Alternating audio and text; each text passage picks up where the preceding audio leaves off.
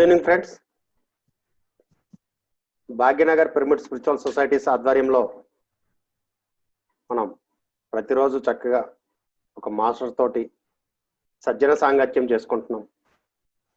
వారి యొక్క ధ్యానానికి ముందు వారి యొక్క జీవితాన్ని మనం తెలుసుకుంటున్నాం. అలాగే ధ్యానం ద్వారా వారు పొందిన అనుభవాల్ని,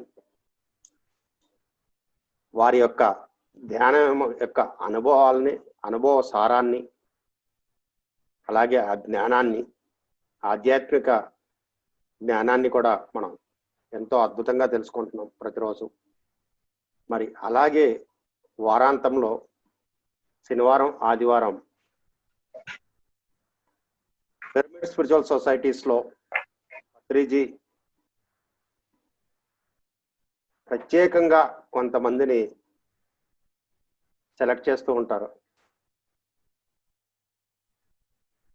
సెలెక్ట్ చేయటం అంటే ప్రత్యేకించి వారిలో ఏదో ఉందని కాదు.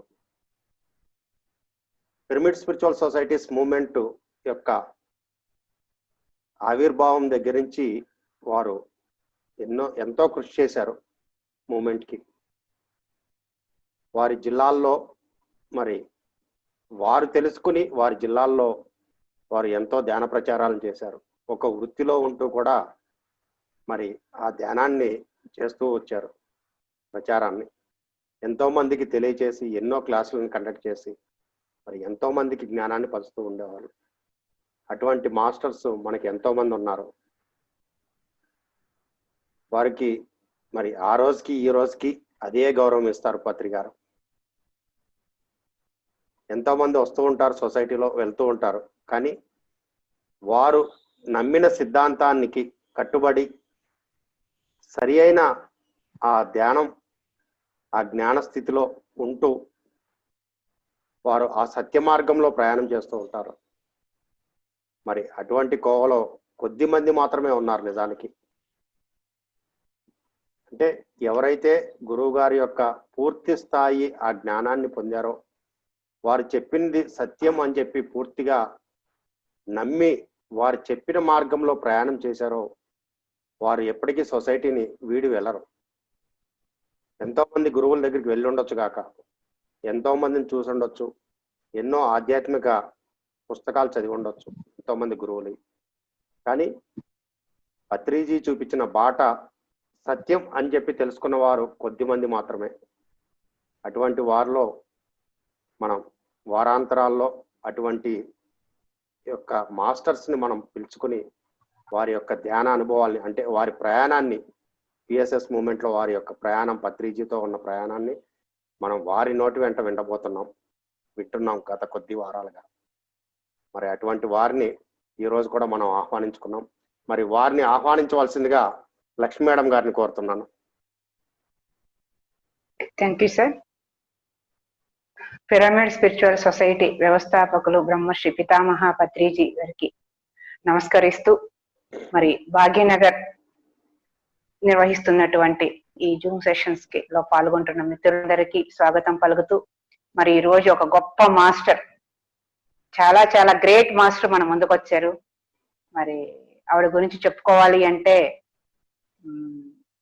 జాబ్ చేస్తూ రిటైర్ అయ్యి, అంటే ఒక జాబ్ చేసే మహిళ ఇంటిని సరిదిద్దుకుంటుంది, పిల్లల్ని సవరించుకుంటుంది, ఉద్యోగం చేసే చోట అక్కడ పరిస్థితులన్నీ చక్కబెట్టుకుంటూ ఇన్ని నిర్వహిస్తూ కూడా ఈ ధ్యాన మార్గంలోకి వచ్చి, ఈ ధ్యానంలో కూడా ఎన్నో సేవలు మనకి అందించడం జరిగింది సొసైటీకి.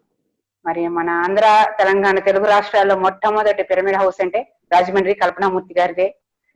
ఇది సగర్వంగా మనం చెప్పుకోవచ్చు.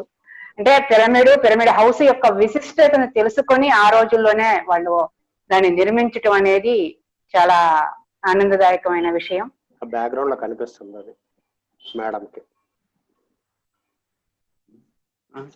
మేడం బ్యాక్గ్రౌండ్ లో పిరమిడ్ హౌస్ కనిపిస్తుంది. పిరమిడ్ హౌస్ లో కూర్చొని మాట్లాడుతున్నారు. ఓ వెరీ గుడ్.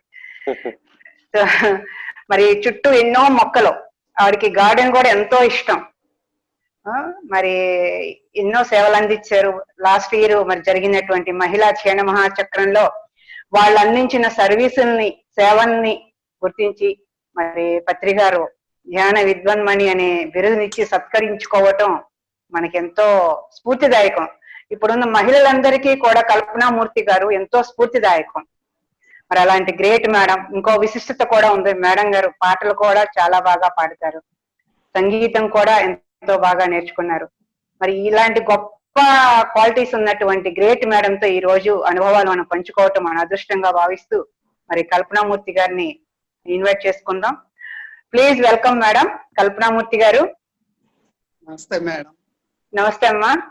మరి ఈ రోజు మీరు మా దగ్గరికి రావటం, మీ అనుభవాన్ని, మీరు పొందిన జ్ఞానాన్ని మాకు ఇవ్వటానికి వచ్చినందుకు మరొకసారి ధన్యవాదాలు చెప్పుకుంటూ మరి ఈ కార్యక్రమాన్ని ప్రారంభించవలసిందిగా కోరుకుంటున్నాం. Thank you madam. Thank you madam. నా పేరు చిట్టూరు కల్పనామూర్తి. నా తల్లిదండ్రులు ఈ భూలోకంలోకి ఫస్ట్ తీసుకొచ్చిన వారికి ధన్యవాదాలు చెప్పుకుంటున్నాను. ఎందుకంటే ఆ రోజుల్లో 55 ఏళ్ళు పూర్తయింది, నేను డిగ్రీ పాస్ అయ్యి. ఆ రోజుల్లోనే ఆడపిల్లలు చదువుకునే రోజులు కాదు. అయినా నన్ను ఆ రోజుల్లో చదివించి నాకు ఒక ఉద్యోగం వచ్చేట్లు చేసి ఇప్పుడు హాయిగా బతికే విధానాన్ని నాకు చూపించిన వాళ్ళకి నిజంగా నా తల్లిదండ్రులకి ధన్యవాదాలు. ఆ తర్వాత ఉద్యోగాలు చేశాను, 30 సంవత్సరాలు సర్వీస్ చేశాను. 2003లో రిటైర్ అయిపోయాను. రిటైర్ అవ్వకుండా ముందే ఏలూరులో ఫస్ట్ అండ్లూరు వెంకటేశ్వరరావు గారి ద్వారా నాకు ఈ పరిచయం అయింది పెళ్లిలో. మా ఇంటికి వచ్చారు, ఆయనే వచ్చి ధ్యానాన్ని పరిచయం చేశారు, స్పిరిచువల్ రియాలిటీ క్యాసెట్ చూపించారు. తర్వాత వెంటనే ధ్యానాన్ని పరిచయం చేశారు. వెంటనే మా ఇంట్లో అప్పటికే మేము సత్సంగాలు నడుపుతూ ఉండేవాళ్ళం. ఎంఎంవై, ఎస్ఎస్వై సత్సంగాలన్నీ నడుపుతూ ఉండేవాళ్ళం. కుండలిని యోగం. వెంటనే అందరినీ పిలిచి అసెంబ్లీ చేశాను. వెంకటేశ్వర క్లాస్ చెప్పి మమ్మల్ని ఉత్తేజపరిచి వెంటనే మేము ఏలూరులో క్లాస్ అరేంజ్ చేసాము. పత్రికాన్ని తటవర్తి రాఘరావు గారి సహాయంతో మరి ఒక క్లాస్ అరేంజ్ చేసాం. 300 మంది వచ్చారండి ఫస్ట్ క్లాస్కి ఏలూరులో. ఒక కళ్యాణ మండపం తీసుకున్నాం. ఆ క్లాసులో గురువు గారికి, బ్రహ్మర్షి పత్రిజీ గారికి నా శతకోటి వందనాలు. ఆయన్ని ఆహ్వానించాం. ఆయన వచ్చి స్టేజ్ మీద కూర్చున్న పాట పాడారు. నాకు చిన్నప్పటి నుంచి సంగీతం అంటే చాలా ఇష్టం. కానీ ఒక పల్లెటూరులో పెరగటం వల్ల మాస్టారు బయటకు పంపించేవారు కాదు, కాబట్టి సంగీతం నేర్చుకోలేకపోయాను. ఆ అసంతృప్తి నాలో ఉండేది. కానీ స్కూల్లో సంగీత మాస్టర్ గారి ద్వారా క్లాసులు చెప్పించుకుని కొంతవరకు తృప్తి పడగలిగాను. అప్పుడు పత్రికారు పాట పాడారు ధ్యానంలో. ఎదురుకుండానే కూర్చున్నాను నేను. నానాటి బ్రతుకు పాట పాడారు. పాట పాడితే అప్పుడు నా సహస్రారం నుంచి కింద కాలి గోరు వరకు కూడా ఎనర్జీ డైరెక్ట్ గా పాస్ అయిపోయింది. ఎంత ఈజీగా పాస్ అయిపోయింది. నేను విపాసన మెడిటేషన్ లో 5 రోజులు కానీ ఆ అనుభవాన్ని నేను పొందలేకపోయేదాన్ని. ఎంత ఈజీగా ఉంది ఏంటి, ఎంత బాగా ఫ్లో అవుతుంది, మొత్తం వైబ్రేషన్స్ వచ్చి శరీరం అంతా కనిపించింది అన్నమాట. అంత చాలా హాయిగా అనిపించింది, ప్రశాంతంగా అనిపించింది. అప్పటి నుంచి నేను ఇంకా ఆ రోజు నుంచి కూడా వదలలేదు. రిటైర్ అయిపోయాము. ఓల్డేజ్ హోమ్లో అన్ని చోట్ల ఈ ప్రచారం చేస్తూనే రిటైర్ అయిపోయాము. వెంటనే మా నేటివ్ ప్లేస్ మా వారి రాజమండ్రి కాబట్టి రాజమండ్రి వచ్చేసి ఇక్కడ ప్రచారం చేద్దాం అని కేవలం ప్రచారం కోసమే మేము 28 సంవత్సరాలు ఏలూరులో ఉండి మేము ఇక్కడ షిఫ్ట్ అయిపోయాము. రాజమండ్రి షిఫ్ట్ అయిపోయి మాకు వెంటనే ఒక ఇంట్లో పైన ధ్యాన క్లాసులు పెట్టాము. పెడితే చాలా మంది వచ్చారు. ఫస్ట్ క్లాస్కే ఒక 100 మంది వచ్చారు. ఆ అపార్ట్మెంట్లో చెప్పేవాళ్ళం పైన. చెప్తా అంటే అప్పుడు మేయర్ గారు ఆవిడ నారాయణం గారు, అమ్మ చలిలో ఆ పైన చెప్తున్నారేంటి, మన ధ్యాన మందిరం ఉంది, సాయిబాబా ధ్యాన మందిరం, దాంట్లో మీరు చెప్పండి. హాలు ధ్యాన మందిరం ఉంది కానీ ధ్యానం అంటే ఎవ్వరికి తెలియదమ్మా, ఇక్కడికి మీరు వచ్చి చెప్పండి అన్నారు. కొంతమంది బాగా పెడతారు. అప్పుడు ఏం చేసామంటే, ధ్యానం అంటే ఎక్కువగా అట్రాక్ట్ అవ్వట్లేదు. అప్పుడు ఏం చేస్తామంటే ప్రాణాయామం చెప్తాం, ఆసనాలు చిన్న చిన్న, మీ నడువు నొప్పులు అయితే తగ్గిస్తాం మేము అని చెప్పి అట్రాక్ట్ చేసి, యోగా మాస్టర్లం కాబట్టి ఆ యోగా చెప్తూ దాన్ని ధ్యానాన్ని అట్రాక్ట్ చేయించాం అన్నమాట బాగా. అప్పుడు 21 రోజు కోర్స్ కింద పెట్టాం. ఆ కోర్సు పూర్తి అయ్యేటప్పటికి 21 రోజులు అయ్యేటప్పటికి నిజమేనండి, మీరు ధ్యానం కంపల్సరీ చేసాం. రోజు అరగంట ధ్యానం చెప్పేవాళ్ళం. 21 రోజు పూర్తి అయ్యేటప్పటికి నిజమేనమ్మా, నువ్వు చెప్పింది ధ్యానమే ముఖ్యం. ఆ ధ్యానం ద్వారా మేము చాలా మార్పు వస్తుంది మాలో. చాలా మందికి ఎప్పటి నుంచో ఉన్న బురకలు తగ్గినాయి, ఎప్పటి నుంచో ఉన్న మైగ్రేన్ తలనొప్పులు తగ్గినాయి, నడువు నొప్పులు తగ్గినాయి. అందరూ అలా 2 years కంటిన్యూగా చెప్పి మాస్టర్లు అందరిని తీసుకొచ్చాం ఆ క్లాసులకి. అందరితో చెప్పించాం, నందా గారితో, అందరూ, మారం శివప్రసాద్ గారు, అందరూ మా సీనియర్ మాస్టర్లు అందరూ వచ్చారు. అందరూ చెప్పిన తర్వాత చాలా పేరు రావటం మొదలైంది. అది మంచి సెంటర్ కాబట్టి అప్పుడు నిర్ణయించుకున్నాం. ధ్యానం చేస్తుంటే ఒక రోజు నాకు ఈజిప్ట్ పిరమిడ్ ఇవన్నీ కూడా, పిరమిడ్ పుస్తకాలు అన్ని చదివాను. అన్ని చదివిన తర్వాత ఒకరోజు ధ్యానం చేస్తుంటే, పత్రికారు ఎప్పుడు పిరమిడ్ పిరమిడ్ అంటున్నారు కదా, ఆ పిరమిడ్ నే నువ్వు ఎందుకు చెప్పకూడదు, నువ్వు ఎందుకు కట్టించుకోకూడదు అని నాకు ఒక సందేశం వచ్చింది ధ్యానంలో. అప్పుడు ఆ పిరమిడ్ ని స్థలం కొనుక్కోవాలి ముందు అని అనుకుంటే, అక్కడ ధ్యాన మందిరంలో మేము చెప్పిన ఒక మెడిటేటర్, మీకు నేను స్థలం చూపిస్తానండి చాలా చౌకగా, అప్పలో అయితే చాలా కాస్ట్లీగా ఉన్నాయి ఆ ఏరియాలో, నేను చౌకగా ఉండే స్థలం చూపెడతానండి అని మార్కెట్ కి దగ్గర, బస్ కాంప్లెక్స్ కి దగ్గర, రైల్వే స్టేషన్ కి దగ్గర అయినా కొత్తగా రియల్ ఎస్టేట్ చేసిన ఆవ భూముల్లో మాకు ఒక స్థలం చూపించారు ఆయన. చుట్టూ చేపల చెరువులు, శంకుస్థాపన మేమే చేసుకున్నాం. అక్కడ తెలిసి మా అబ్బాయి వచ్చి స్థలం కొనిచ్చాడు. ఆ తర్వాత నిర్ణయించుకున్నాం మేము గట్టిగా, ఇక్కడ పిరమిడ్ హౌస్ కట్టాలి ఏమైనా సరే అని మేము నిర్ణయించుకున్నాం. ధ్యానంలో మనకి కనపడతాం కదా పిరమిడ్ హౌస్, అలాగే నిర్మించుకుందాం అని చెప్పి మధుసూదన్ గారి ఇంజనీర్ని పిలిచి చెప్పాము. ఆ విధంగా దీనికి ఆవిర్భావం జరిగింది. కానీ మాకు అంత స్తోమత లేదు, ఉద్యోగాలు చేసుకున్నాం కానీ ఇద్దరం, మా వారు నేను, మంచి ఉన్నతమైన గవర్నమెంట్ ఉద్యోగాలు చేస్తున్నాం, పెన్షన్ వస్తుంది చక్కగా, ఏది డబ్బుకి ఏమి కొదువు లేదు. కానీ పిరమిడ్ హౌస్ నిర్మించే అంత డబ్బు మా దగ్గర లేదు. కానీ సంకల్పం సంకల్పం అంటున్నారు, అప్పటికే సేఫ్ క్లాసులు కూడా పెట్టించాం. కాబట్టి ఇవన్నీ మనం ఏదనుకుంటే అది జరుగుతుంది ఖచ్చితంగా నమ్మాం, మొదలు పెడదాం. కానీ ఎవరిని ఒక్క రూపాయి కూడా అడగకూడదు అని ఎప్పుడైతే అనుకున్నాం, అప్పుడు నిర్ణయం తీసుకున్నాం, మొదలు పెడదాం, తప్పకుండా మాస్టర్లు మనకి హెల్ప్ చేస్తారు అని అనుకుని మొదలు పెట్టాం. కాబట్టి ఎంత అవకాశం ధ్యాన జీవితం ఇచ్చిన బ్రహ్మర్షి పత్రి గారికి, మీ అవకాశం నాకు ఇచ్చిన గ్రేస్ మాస్టర్స్ కి, చంద్రశేఖర్ గారికి, లక్ష్మి గారికి, రాజేశ్వరరావు గారికి ధ్యానాభివందనాలు చెప్పుకుంటూ, అప్పుడు చాలా రోజుకు ఒక అనుభవం వచ్చేది. తర్వాత ఈజిప్ట్ వెళ్ళాం, ఈజిప్ట్ లో గిజా పిరమిడ్ లో ధ్యానం చేసాం. చాలా బాగా అనుభవాలు రావటం మొదలుపెట్టినాయి. అప్పుడు మొదలు పెట్టిన తర్వాత అనుకునేవాళ్ళం, నేను ఎన్నో పాఠాలు చెప్పాను పిల్లలకి, ఎంతో ఉత్ప్రేరకం ఇచ్చేదాన్ని పిల్లలకి. ఎందుకంటే మేము గవర్నమెంట్ స్కూల్లో పనిచేస్తాను. నేను బీద పిల్లలకి, ఎక్కువగా బీద పిల్లలు వచ్చేవాళ్ళు, జూట్ మిల్ వర్కర్స్ పిల్లలు, చుట్ల కంపెనీలు, అగరత్ కంపెనీలు ఎక్కువ, ఏలూరులో లేబర్ ఎక్కువ, వాళ్ళందరూ పనిచేసే వాళ్ళకి నేను స్పెషల్ నైట్ స్కూల్లో హెడ్ మాస్టర్ కింద పనిచేశాను. సెంట్రల్ గవర్నమెంట్ ఎయిడ్తో పనిచేసేది అప్పట్లో జలగం వెంగళరావు గారు. ప్రత్యేకించి వర్కింగ్ పీపుల్స్ కి నైట్ స్కూల్ ఎక్కడా లేదు అది స్టేట్ లో. మా ఊర్లో దెందులూరులో మా నేటివ్ ప్లేస్ లో ఏలూరులో ఉండేది, అంతే. దాని బ్రాంచ్ ఏలూరు. అప్పుడు చాలా బాగా వర్క్ చేసాము.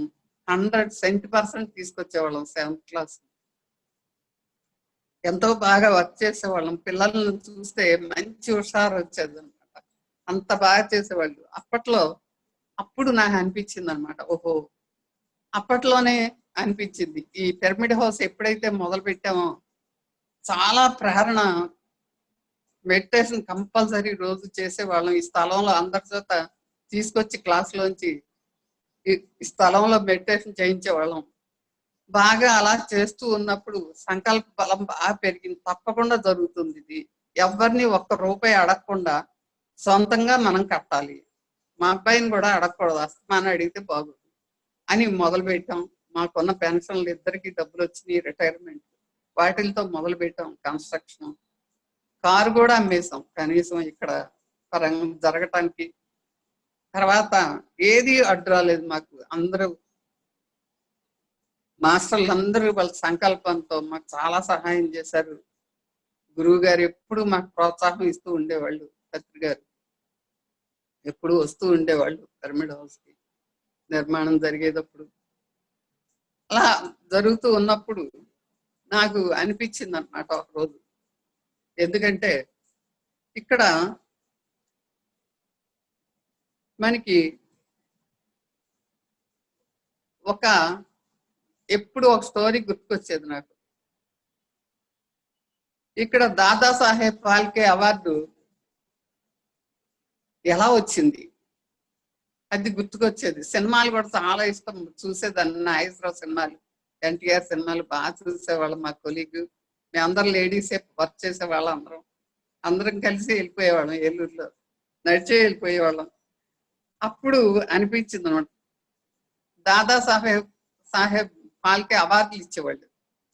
అవార్డులు ఇస్తే ఇది ఒక ఫోటోగ్రాఫర్ కథ. ఇది చాలా పిల్లలు చెప్తూ ఉండేవాళ్ళు అనమాట. ఒక సామాన్య ఫోటోగ్రాఫర్ ఆయనకి ఒక నగరం వెళ్ళినప్పుడు ఒక సినిమా చూశాడు. అలాంటి సినిమాని నేను ఎందుకు తీయకూడదు అని ఒక సంకల్పం పెట్టుకున్నాడు. ఆ సంకల్పం ఎంత గొప్పదంటే చాలా మామూలు సామాన్య వ్యక్తి, బీదవాడే. కానీ ఇలా అనుకుంటూ ఉన్నప్పుడు వాళ్ళ భార్య సహకరించింది. ఆయనకి సహకరించి నా నగలన్నీ ఇచ్చేస్తానండి మీకు, అవి తాకట్టు పెట్టి టికెట్ కొనుక్కుని మీరు లండన్ వెళ్ళిపోండి, అక్కడ ట్రైనింగ్ అవ్వండి, సినిమా ఎలా తీయాలో ఏంటో అన్ని అని చెప్పి పంపించేసింది. అక్కడ వినమ్రతతో అందరితో సహాయకారిగా ఉంటూ ఎలా అయితే ఆ సినిమాని నేర్చుకుని మళ్ళీ తిరిగి భారతదేశం వచ్చి ఫస్ట్ సినిమాని చాలా కష్టపడి నిర్మించాడు. అదే రాజా హరిశ్చంద్ర సినిమా. ఆ రాజా హరిశ్చంద్ర సినిమా రిలీజ్ అయ్యి బాంబేలో చాలా ఫస్ట్ సినిమా అన్నమాట. అసలు భారతదేశానికి అలవాటు చేసిన వాడు, సినిమా పరిశ్రమ తీసుకొచ్చిన వాడే దాదాసాహెబ్ ఫాల్కే అన్నమాట. అందరూ నివ్వెరపోయారు. ఒక సామాన్య ఫోటోగ్రాఫర్ ఒక సినిమాని నిర్మించి, భారతదేశంలో ఫస్ట్ సినిమాని నిర్మించి బాంబేలో రాజా హరిశ్చంద్ర సినిమా తీసుకొచ్చి అంత పేరు తీసుకొచ్చాడే, మనం ఎందుకు చేయలేము? ఇంత ఉన్నతమైన ఉద్యోగాలు చేసాం, వెనకమాల ఎక్కువ డబ్బులు లేకపోయినా, కరువు లేకుండా ఉంది, గడవటానికి ఏ లోటు లేదు. మనం ఎందుకు నిర్మించలేము? ఇప్పటికీ ఆయన్ని గుర్తు చేసుకుంటారు. ఆయనకి నిర్మాతలకి బహుమతులు ఇస్తారు. ఒక అవార్డుని తయారు చేశారు, దాదాసాహెబ్ ఫాల్కే అవార్డు. అవి చూస్తూ పిల్లలకు చెప్తా ఉండేవాళ్ళం కదా ఇవన్నీ పాఠాలు. దాన్ని నేను ఎందుకు ఇంప్లిమెంట్ చేయకూడదు అని ఎప్పుడైతే అనుకున్నానో అప్పుడు మొదలు పెట్టాం. చక్కగా ఏ రోజు కూడా మాకు ఒక్కరోజు కూడా అవరోధం రాలేదు పిరమిడ్ హౌస్ కి. మరి ఇంజనీర్ గారు, మా వారి కింద పనిచేసిన ఒక సీనియర్ సివిల్ ఇంజనీర్, పెద్ద బిల్డర్ అయ్యాడు. ఆయన చాలా విశ్వాసంతో ఈ పిరమిడ్ హౌస్ ని కట్టించాడు. ట్రూపులను అప్పటికప్పుడు తీసుకొచ్చేసి 8 నెలల్లో పూర్తిగా పూర్తి చేసేసాడు అన్నమాట. అప్పుడు అనుకున్నాను, ఓహో నిజమే, మన ప్రయత్నం లేనిదే ఏ పని జరగదు. ముందు ప్రయత్నం కావాలి. ఒక ఆలోచన విధానం ఉండాలి. ఒక ఆలోచనని వదలాలి. ఒక మంచి ఆలోచన ప్రకృతిలోకి ఎప్పుడైతే మనం వదులుతామో అప్పుడు చక్కగా మనకి ఆ ప్రకృతే ఇంకొకళ్ళ రూపంలో మాకు సహాయం చేసింది. ఎన్నో విషయాల్లో మాకు చాలా సహాయం చేసింది అనమాట. ఎందుకంటే ఎప్పుడు కూడా నాకు ఆ పిల్లలకి చెప్పే పాఠాలే గుర్తుకొచ్చాయి అన్నమాట. ఎందుకంటే ఇక్కడ ఒక ఎగ్జాంపుల్ చెప్పేదాన్ని అన్నమాట. ఎప్పుడు ఒక తల్లి ఉంది, ఆ తల్లికి 9 మంది పిల్లలు, చాలా పేదవాళ్ళు, రోజు గడిచే విధానం లేదు. అలాంటప్పుడు ఒక పెద్ద పిల్లవాడు ఏం చేశాడు, సబ్బులు అమ్ముకునేవాడు. ఆ సబ్బులు అమ్ముకుని అలా కుటుంబాన్ని గడిపేవాడు అనమాట. ఆ కుటుంబాన్ని గడుపుతుంటే ఒకరోజు ఆ కంపెనీ, సబ్బుల కంపెనీ ఎత్తేసారు. $1,00,000 ఏలం పాటకొచ్చింది. అప్పుడు ఈయన అనుకుంటాడు, ఈయన కష్టపడి పోజేసుకుంటే $20,000 వస్తాయి అతనికి. అప్పుడు ఆ $1,00,000 ఏలం పాట వేస్తారు. ఆ ఏలం పాటలో నేను ఎలా అయినా సరే ఈ పాట పాడుకోవాలి, నా దగ్గర 20,000 ఉన్నాయి కదా, నేను అందరి దగ్గరికి వెళ్తాను, ఆ ప్రతి ఇంటికి వెళ్ళి ఇలా నా దగ్గర చాలా డబ్బు ఉంది, ఇంకా కొంచెం ఉంటే వచ్చేస్తుంది, కంపెనీ మన చేతుల్లోకి వస్తుంది అని చెప్పి పట్టుదల పెట్టుకుని ఇంటింటికి తిరిగి ఆ $1,00,000 సంపాదించి ఆ కుర్రాడు ఎలా అయితే ఆ కంపెనీని, ఆ సబ్బుల కంపెనీని కొని కోటీశ్వరుడు అయిపోయాడు. తర్వాత ఓహో అప్పుడు అర్థమైంది, ఓహో సంకల్పం అంటే ఏంటో. ఒక ఆలోచన ప్రకృతిలోకి ఎప్పుడైతే పంపిస్తామో అప్పుడు మనకి ఆ ఆలోచనే మనకి ఒక షీల్డ్ లా ఏర్పడి ప్రకృతిలో మనకి తిరిగి మనకి సహాయం చేస్తుంది. కాబట్టి నేను అప్పుడు అర్థం చేసుకున్నాను అన్నమాట, స్వయంగా అనుభవంతో.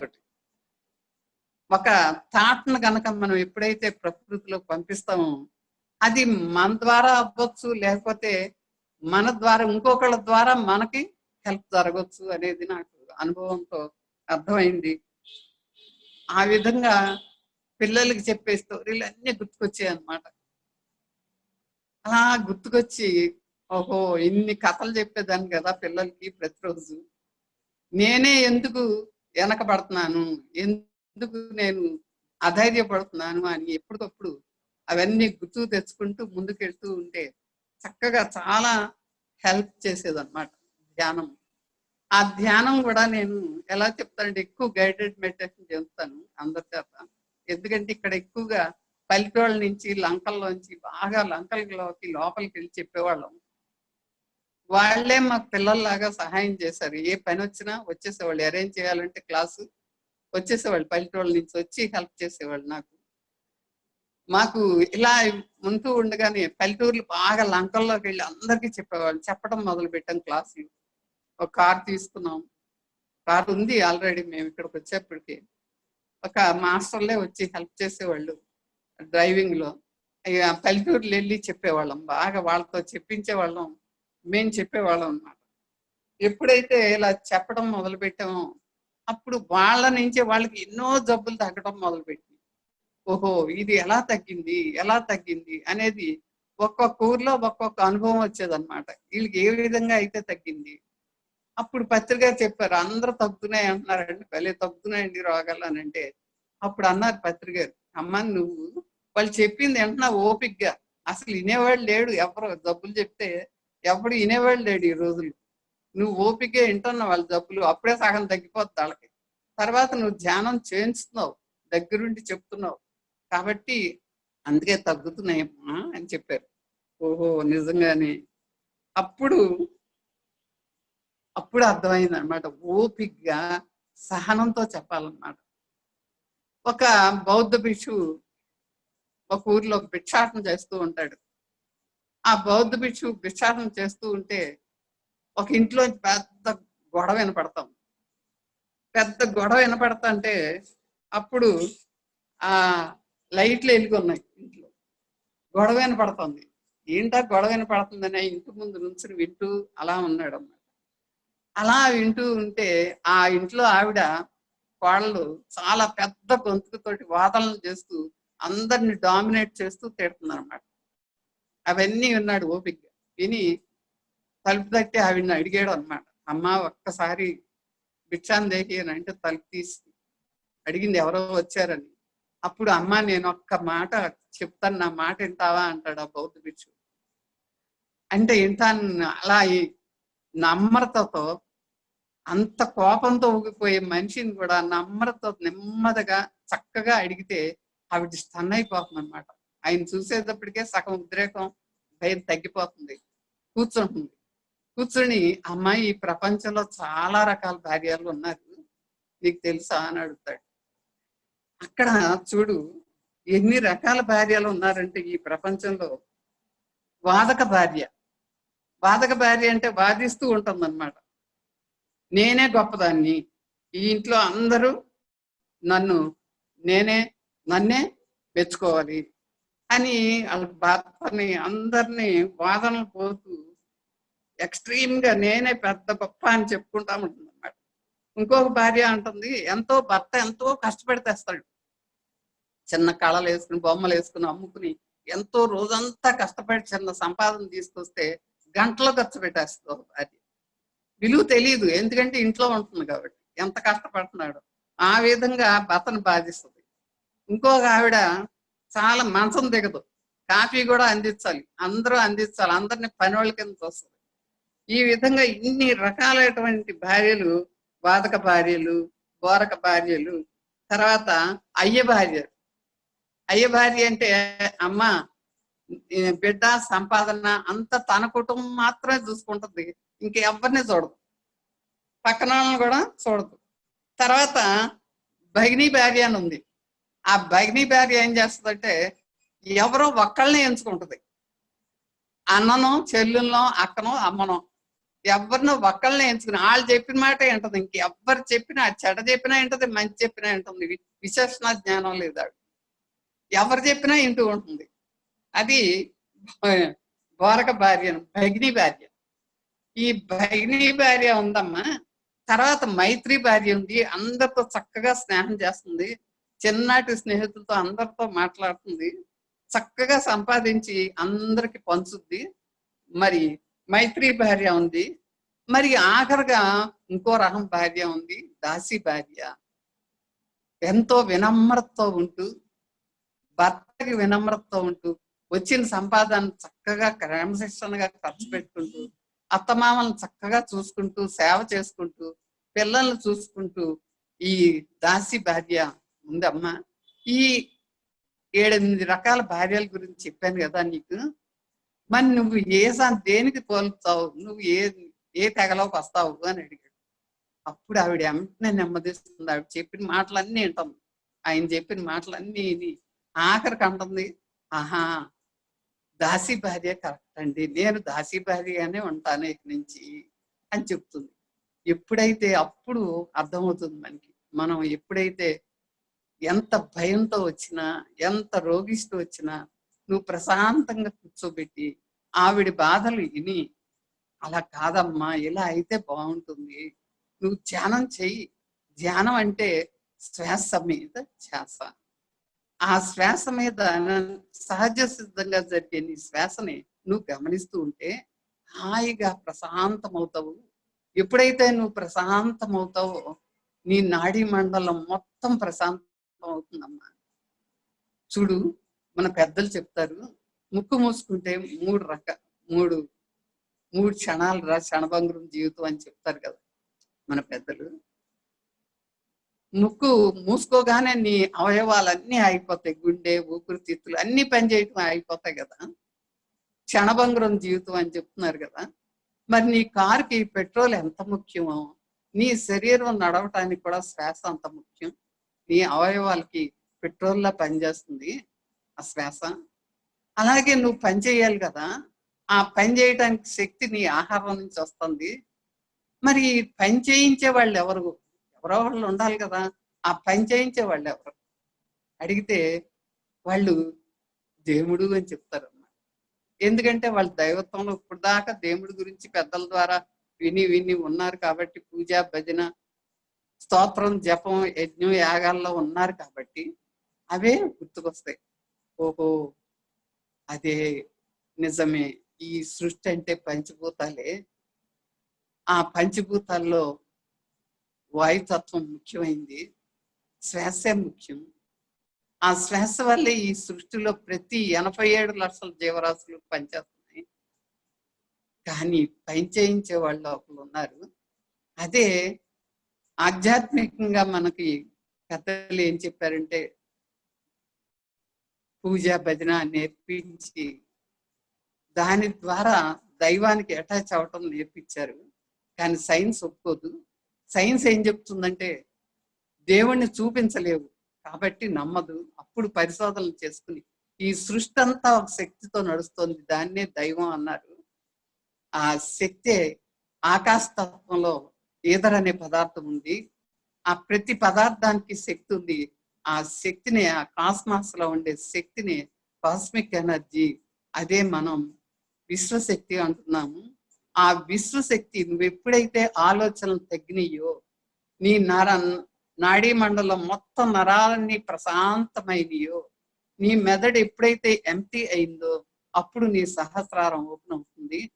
నీ సహస్రారం మాడు ఎప్పుడైతే ఓపెన్ అవుతుందో నువ్వు ప్రకృతితో కనెక్ట్ అవుతావు, అదే దైవంతో కనెక్ట్ అవుతావు. ఏదైనా ఒకటేనమ్మా, నీ దైవం గొప్పే, అది వేరు ఇది వేరు కాదని నేను ఎప్పుడైతే చెప్పడం మొదలు పెట్టానో వాళ్ళు నమ్మటం మొదలు పెట్టారు.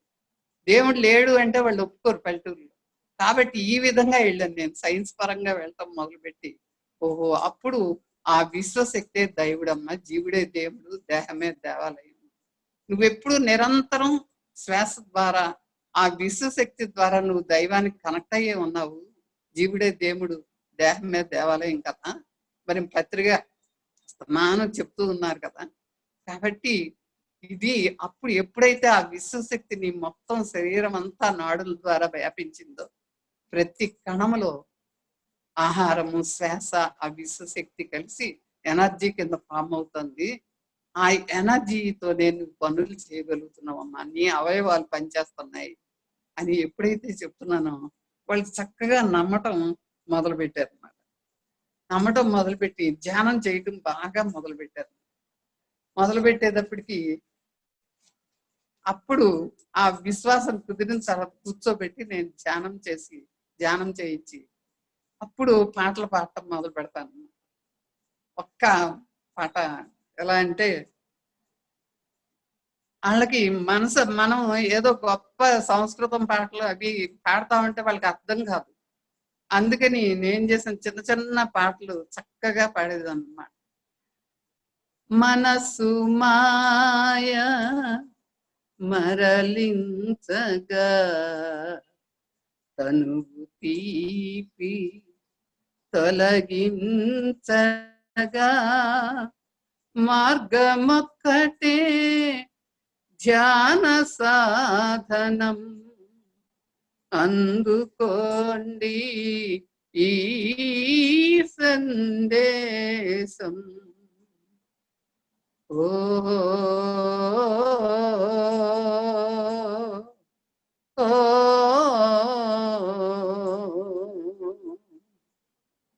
ధ్యానమిది అమోఘమిది, జీవన సౌఖ్య పురాగమిది.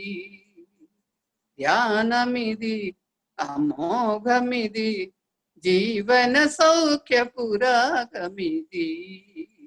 ఓ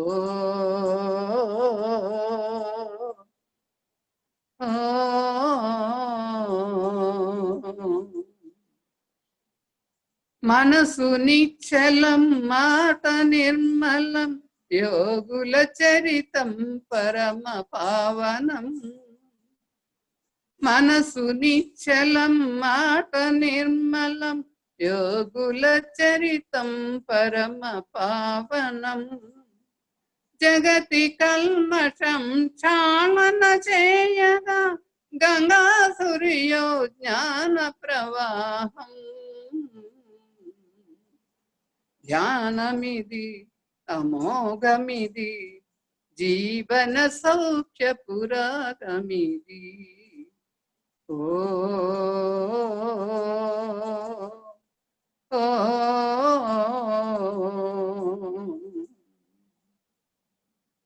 దివ్య పరిమళం పంచు మధువనం జానుల హృదయం ప్రేమ ప్రాంగణం.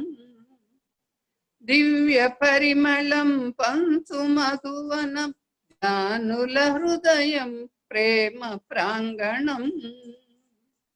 జగతి కల్మషం క్షాళన చేయగా గంగా సూర్యో జ్ఞాన ప్రవాహం.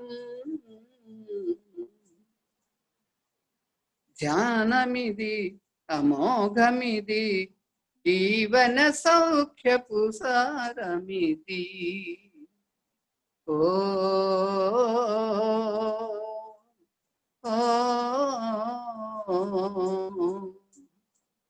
ఇలా చెప్తూ చెప్తూ చెప్తూ ఉండగానే వాళ్ళు ఇలా ఒకలాంటి మత్తులోకి వెళ్ళిపోయి వెంటనే చాలా బాగుంది మేడం, మాకు ధ్యానంలో చాలా అనుభవాలు వస్తున్నాయి, చాలా బాగుందని చెప్పడం మొదలు పెట్టేటప్పటికి ఓహో మనకి ఈ విధంగా వెళ్తే వీళ్ళకి తగ్గుతాయి అన్నమాట అని వాళ్ళ నుంచే నేను పాఠాలు నేర్చుకుంటూ, ఎందుకంటే నేను సైన్స్ పాఠాలు చెప్పాను కానీ నాకు పెద్ద భగవద్గీత ఎక్కువగా నేను ఎక్కువ నేర్చుకోలేదు.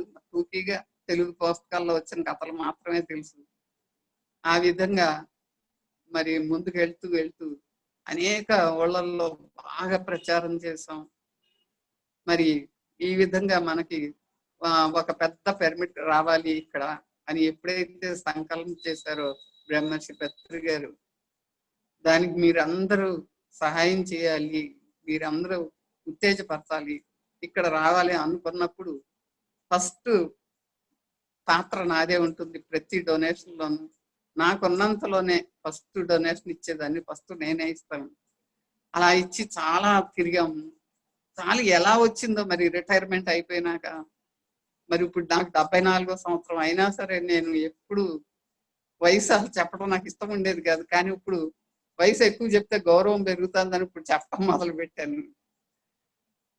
కాబట్టి నా ఎప్పుడు చిన్నపిల్లగానే అనుకుంటాను నేను.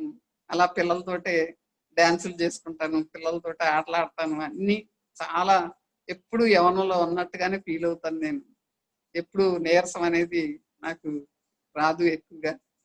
కాబట్టి ఎప్పుడు ఎందుకంటే ఎప్పుడు సబ్జెక్ట్ లోనే ఉంటాం, ఎప్పుడు ధ్యానంలో, ఎప్పుడు ఎక్కువగా నేను చెప్తూ ఉంటాను అన్నమాట. పత్రిక గారు ఒకసారి పుస్తకం రాయమన్నారు, ఎప్పుడు 10 ఏళ్ల కిందట చెప్పారు. అమ్మ పేరు కూడా పెట్టేశారు, కల్పతరు అని పేరు పెట్టారు ఆ పుస్తకానికి. పెట్టేసి రాయమంటే ఒక్కరోజు కూడా ప్రయత్నించుదాం రాద్దాం అనుకుంటాను, కానీ అస్సలు కుదరట్లేదు. ఎప్పుడు చెప్పటం, ప్రచారం చేయటం, పల్లెటూళ్ళు వెళ్ళటం, మాస్టర్లు రావటం, వాళ్ళని తీసుకెళ్ళటం, ఇలా జీవితం అసలు ఎలా తెల్లారుతుందో ఎలా రాత్రి అవుతుందో కూడా తెలియకుండా మేము అంత ఉత్సాహంగా ముందుకు వెళ్ళిపోతున్నాం. ఈ రోజు వరకు కూడా అలాగే వెళ్తున్నాం, అలాగే జరిగిపోతుంది. అప్పుడు మా పిల్లలు వచ్చినప్పుడు కూడా అందుకే నుంచి బాబు మీరే బిజీగా ఉన్నారు మాకంట. అప్పుడు మాకు వాళ్ళలో కూడా మార్పు వచ్చింది. నేను కూడా అత్తయ్య గారు మీలాగానే రిటైర్ అయిపోయిన తర్వాత నేను కూడా ఇలాగే ఆధ్యాత్మికలో ఉండిపోతాను, ఎంత బాగుంది చక్కగా ఉంది అని మెచ్చుకునేది. పిరమిడ్ హౌస్ కట్టిన తర్వాత మరి దాదాపు ₹1,00,00,000 అయినాయి. అలాగే నిర్మించుకుంటా నెమ్మదిగా కారు కూడా అమ్మేసాం, ఒక సైట్ ఉంటే అమ్మేసాం. అన్ని కలిసి వచ్చినాయి మాకు, అందరూ కలిసి వచ్చారు, ఇంజనీర్ కలిసి వచ్చారు, మా మా మా వారి కింద పనిచేసిన సివిల్ ఇంజనీర్ గారు కలిసి ₹1 కూడా తీసుకోలేదు. ఇది కట్టించినందుకు దగ్గరుండి కట్టించారు 8 నెలలు.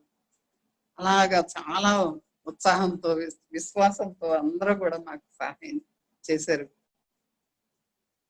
బాగా మాకు ఊతం ఇచ్చారు, సంకల్పం ఇచ్చారు, బాగా బలం ఇచ్చారు, ఉత్సాహం ఇచ్చారు. ఆ విధంగా మాకు అన్ని విధాలా మాకు చాలా సహాయం అందింది ప్రకృతి ద్వారా. ఎందుకంటే పత్రిక గారు చెప్తారు, ఎప్పుడు చేస్తూ ఉంటుంటే ఇస్తూ ఉంటుంటే వస్తుందమ్మా అని ఎప్పుడైతే చెప్పారో అప్పుడు నాకు విశ్వాసం మరింత ఈ రోజుకి కూడా మాకు విశ్వాసం ఏమీ సన్నగలలేదు. హాయిగా మరి ఉత్సాహంగా ముందుకెళ్తున్నాం. అప్పుడు ఎప్పుడైతే ఇది నాకు ఎప్పుడైతే ఇలా ఉత్సాహం జరుగుతూ ఉందో ఇంకా ఇంకా ప్రచారం చేయాలి, ఇంకా ఇంకా ప్రచారం చేయాలి అని పొరుగుళ్ళు కూడా వెళ్తాం. ఈ మధ్యన వెంజమూరు వెళ్ళాము, చాలా దూరం కూడా వెళ్ళి కొంచెం చెప్తూ మొదలు పెట్టాం. అప్పుడప్పుడు వెళ్తున్నాం. ఈ విధంగా మనం మరి ముందుకెళ్తున్నాం.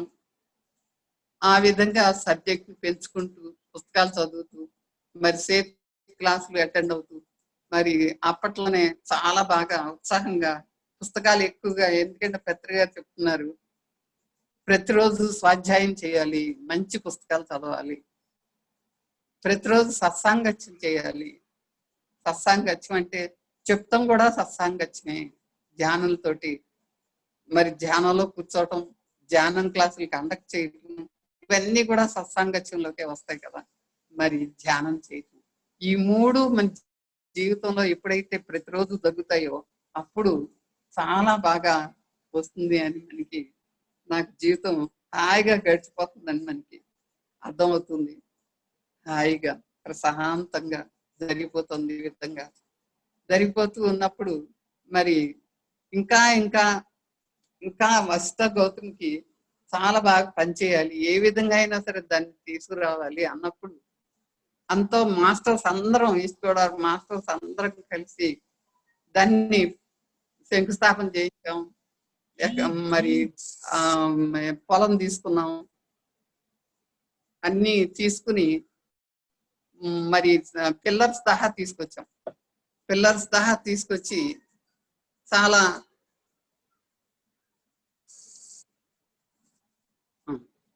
పిల్లర్స్ సహా తీసుకొచ్చాం. అప్పుడు ఎవరో ఒకళ్ళు వస్తారు తప్పక దీన్ని కంటిన్యూ చేయటానికి.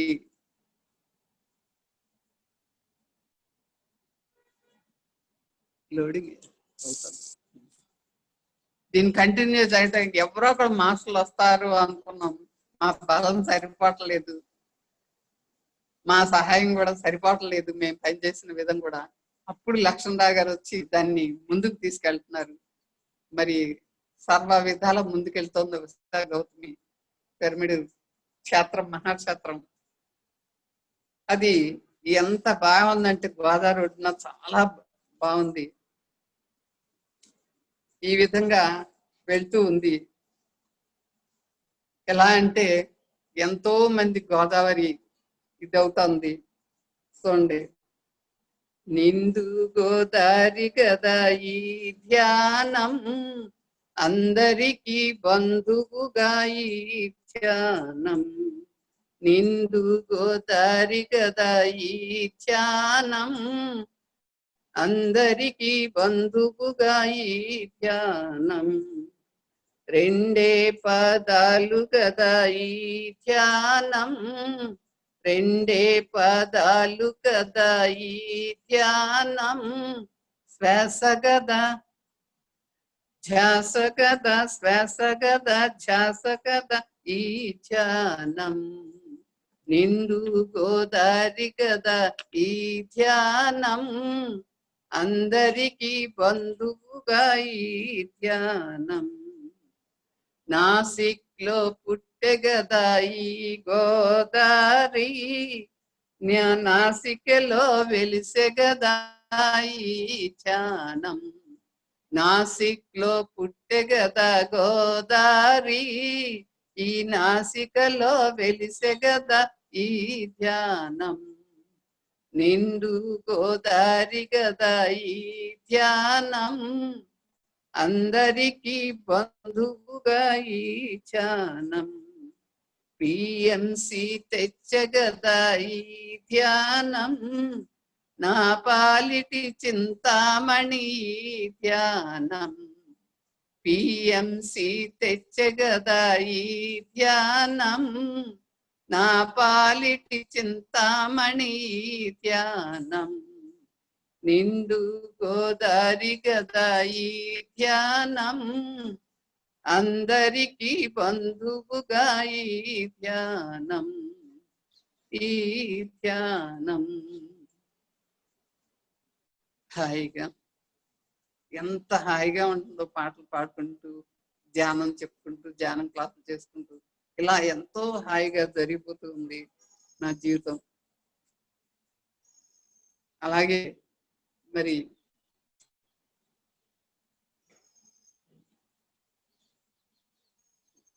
ఎన్నో క్లాసులు, ఇప్పుడు కోవిడ్ కదా, బయటకు వెళ్ళటం కుదరట్లేదు, క్లాసులు చెప్తాం అనుకుంటున్నాం. కానీ ప్రతిరోజు ఎవరికో ఒకరికి ఫోన్లో చెప్తున్నాం ధ్యానం, ఫోన్లో మాట్లాడుతున్నారు ధ్యానం చెప్పమని. తర్వాత జూమ్ క్లాసులు, COVID-19 క్లాసులు, మరి ఈ విధంగా చాలా బిజీ అయిపోయాం.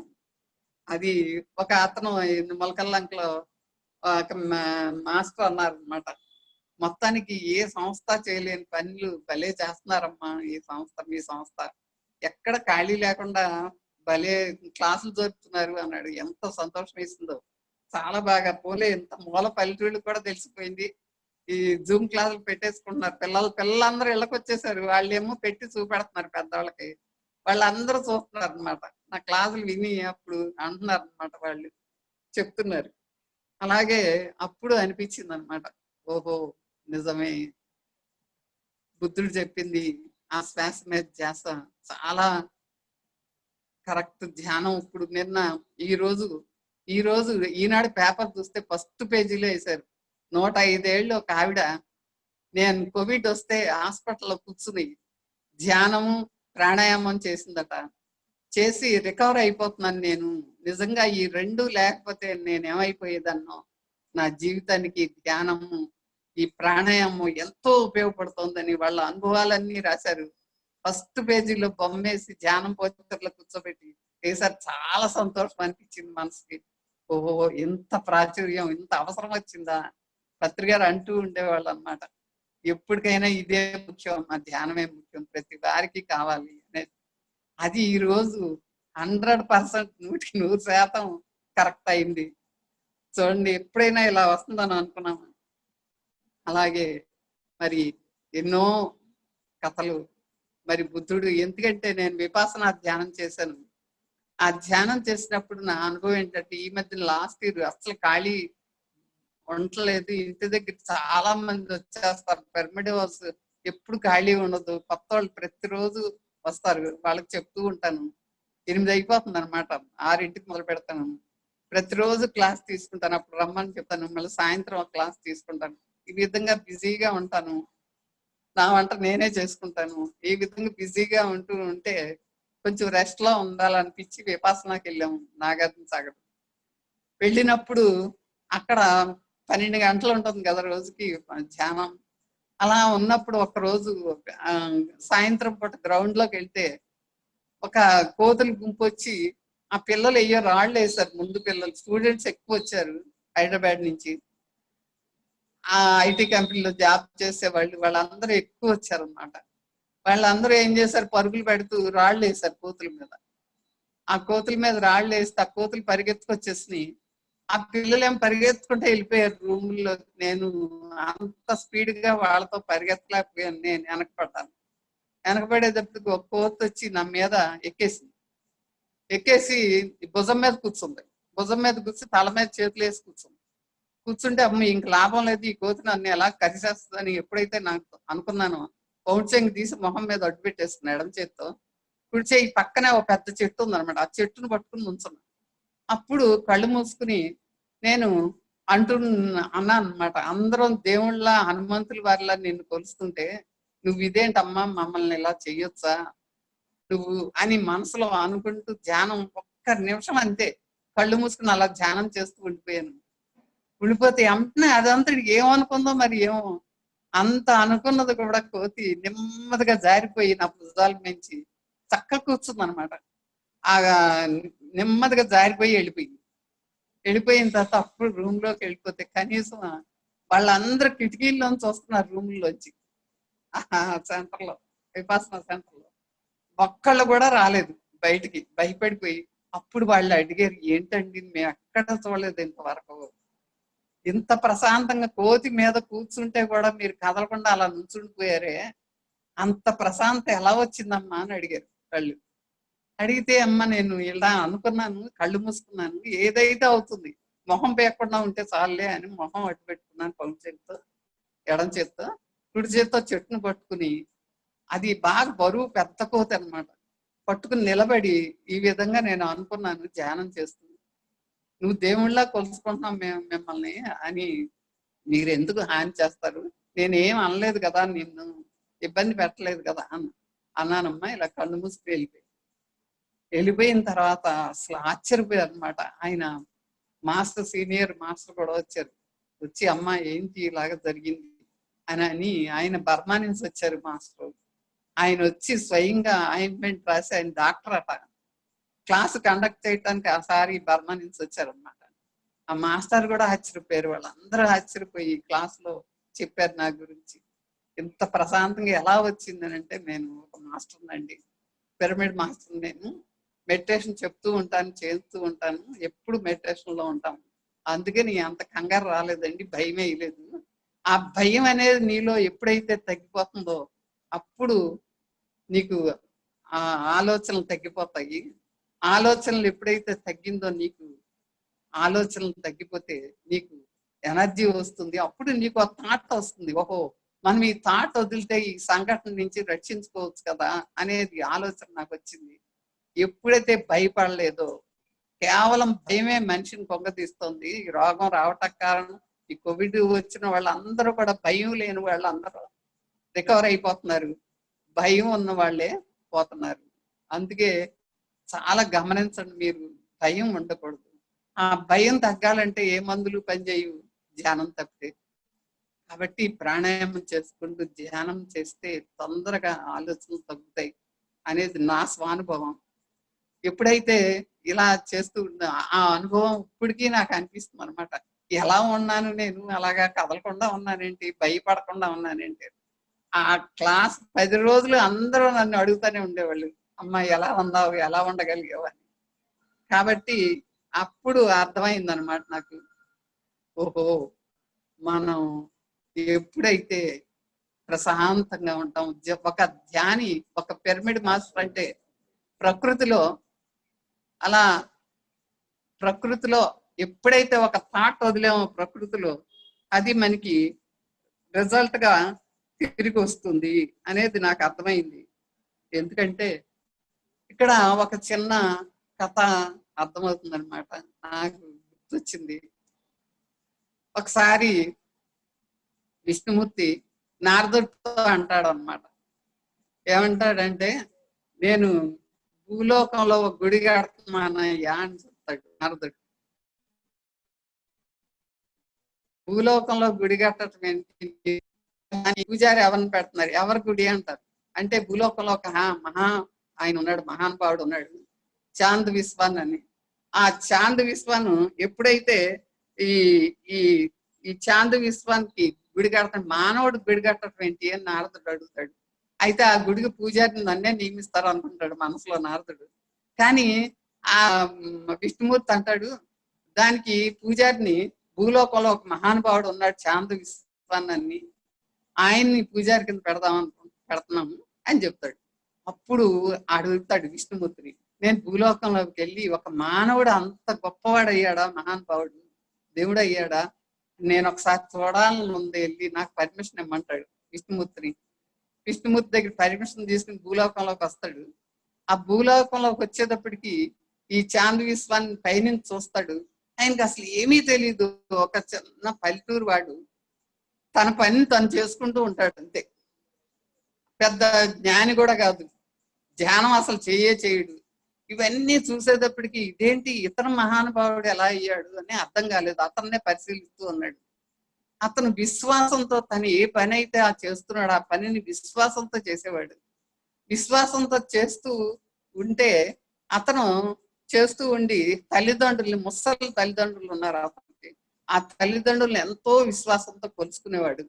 ఎంతో విశ్వాసంతో కొలుసుకుంటూ తన జీవితాన్ని చక్కగా సిస్టమేటిక్ గా విశ్వాసంతో పనులు చేస్తూ చక్కగా గడుపుకుంటున్నాడు. ఇవన్నీ చూస్తాడు. చూసి నారదుడు వచ్చి, చాంద్ విశ్వాన్ అనే ఆయన ఉన్నాడా ఈ ఊర్లో అని అడుగుతాడు. ఉన్నారు అని చెప్తే, ఆ చాంద్ విశ్వాన్ నేనే అంటాడు. మరి నీకేమన్నా మంత్రాలు తెలుసా అంటాడు. నాకేమీ తెలియదు. మరి ఏం తెలుసు, నేను విశ్వాసంతో పనిచేస్తాను, నా తల్లిదండ్రుల్ని నేను దేవుళ్ళ కొలుసుకుంటాను అని చెప్తాడు.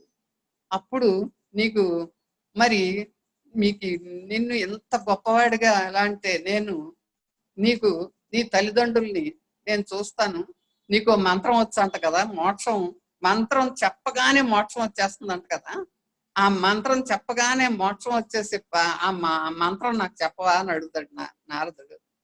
అప్పుడు అంటాడు ఈ చాంద విశ్వాన్ని, నేను చెప్పను అంటాడు. ఎందుకంటే నేను చెప్పడం కూడా నా నోటితో చెప్పాలి కదా, నా నోటితో ఎప్పుడైతే ఆ మంత్రం పలుకుతానో నేను మోక్షంకి వెళ్ళిపోతాను, స్వర్గానికి వెళ్ళిపోతాను. కాబట్టి నా తల్లిదండ్రులు ఏమవుతారు, అందుకని నేను నీకు చెప్పను అంటాడు. అప్పుడు నారదుడు చెప్తాడు, నన్ను నమ్ము, అందరిని మీ ఊరోళ్ళందరిని తీసుకురా, సాక్ష్యం చెప్తాను, నీ తల్లిదండ్రులు నేను చూసుకుంటాను, తప్పకుండా నీకంటా బాగా పోషిస్తాను నీ తల్లిదండ్రులు. ఆ విశ్వాసం కలగజేస్తాడు చాంద విశ్వంలో. కలగజేసి అప్పుడు నాకు ఒక్కసారి ఆ మంత్రం చెప్పు అంటాడు. అప్పుడు చాంద విశ్వాన్ని అంటాడు, ఓహో ఆ మంత్రం చెప్తాడు. అంతే, చెప్పగానే వెంటనే మోక్షంకి వెళ్ళిపోయి స్వర్గలోకంకి వెళ్ళిపోతాడు. వెళ్ళిపోతే అప్పుడు అర్థమవుతుంది, ఓహో ఎంత నమ్మాడు అతను, తల్లిదండ్రులను నమ్మాడు, నన్ను నమ్మాడు. ఏంటి అతనిలో ఉన్న గొప్పతనం ఏంటి, నాలో ఉన్న గొప్ప తేడా ఏంటి అంటే నారదుడు కూడా అనుమానం వచ్చింది. చాంద విశ్వాన్ని ఏంటి, మానవుడు ఏంటి, మోక్షం ఏంటి, ఒక మంత్రంతో అయితే మోక్షం ఎలా వస్తుంది అని అనుమానమైన ఆలోచనలతో ఉన్నాడు నారదుడు. ఆ చాంద విశ్వాన్ని విశ్వాసంతో ఆయన నమ్మి మంత్రం పఠించాడు. అందుకని ఆయన స్వర్గానికి వెళ్ళిపోయాడు. అప్పుడు విష్ణుమూర్తి చెప్పింది నిజమేనయ్యా, అంత విశ్వాసంతో ఉన్న వాళ్ళు ఇప్పుడు కూడా స్వర్గానికే వెళ్తారు అనేది ఆ కథ చాలా ప్రేరణ కలిగిస్తుంది నాకు. ఇప్పుడు చాలా ఎంత ప్రేరణ అంటే, మనం సత్యవంతంగా విశ్వాసంతో ఒక పనిని పట్టుకున్నప్పుడు ఆ పనిని నిర్వర్తిస్తూ వెళ్ళిపోతే మోక్షం ఆటోమేటిక్ గా వస్తుంది అనేది నాకు అర్థమైంది. ఈ ధ్యానం ఇలా చెప్తూ ఉంటే క్లాసులు ఇలాగా నాకు అనుభవాలు పెరుగుతున్నాయి. రోజు రోజుకి ఉత్సాహం, ఆరోగ్యం ఆటోమేటిక్ గా వస్తుంది. అది మనం నేర్చుకోవాల్సింది. మరి మన జానులందరికీ చెప్పేది అదే, నువ్వు విశ్వాసంతో ఆశతో బతకాలి ఎప్పుడు కూడా. ఎందుకంటే జీవితంలో ఆశ వదలకూడదు. తప్పకుండా నేను బాగుంటాను అనే ఆశ మనల్ని బతికిస్తుంది. ఎప్పుడు కూడా నకారాత్మక ఆలోచనలతో ఉండకూడదు. నువ్వు ఎప్పుడైతే సకారాత్మక ఆలోచనలతో ఉంటావో అప్పుడు చాలా బాగా ఉంటాము. నేను ఎక్కువగా బుద్ధుడి యొక్క కథలే ఎక్కువ చెప్తా ఉంటాను. బుద్ధుడి స్టోరీ గురించి చెప్తా ఉంటాను వచ్చిన వాళ్ళకి. ఆ బుద్ధుడి యొక్క స్టోరీలు చెప్తూ, మరి శ్వాస మీద ధ్యాస చెప్తూ, పాటలు పాడుతూ ధ్యానం చెందుతాను.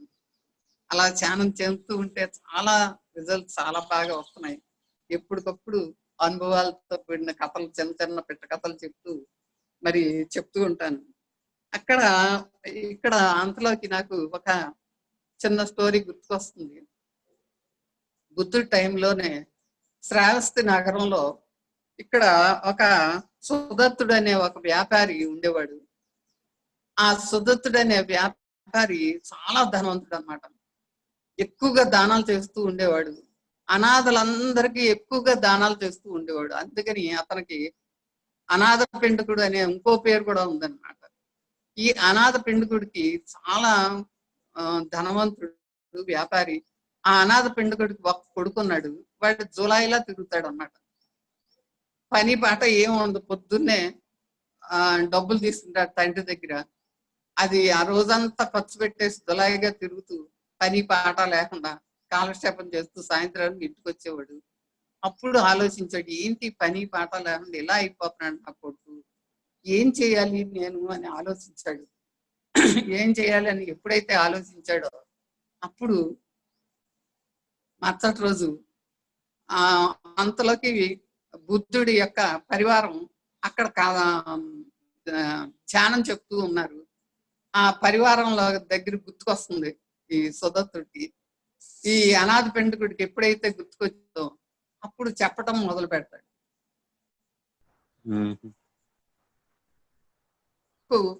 అలా జులాయిగా తిరుగుతూ ఉంటే అప్పుడు అనిపించింది అనమాట. అప్పుడు బుద్ధ విహారాల్లో బుద్ధుడి యొక్క బోధలు జరుగుతున్నాయి.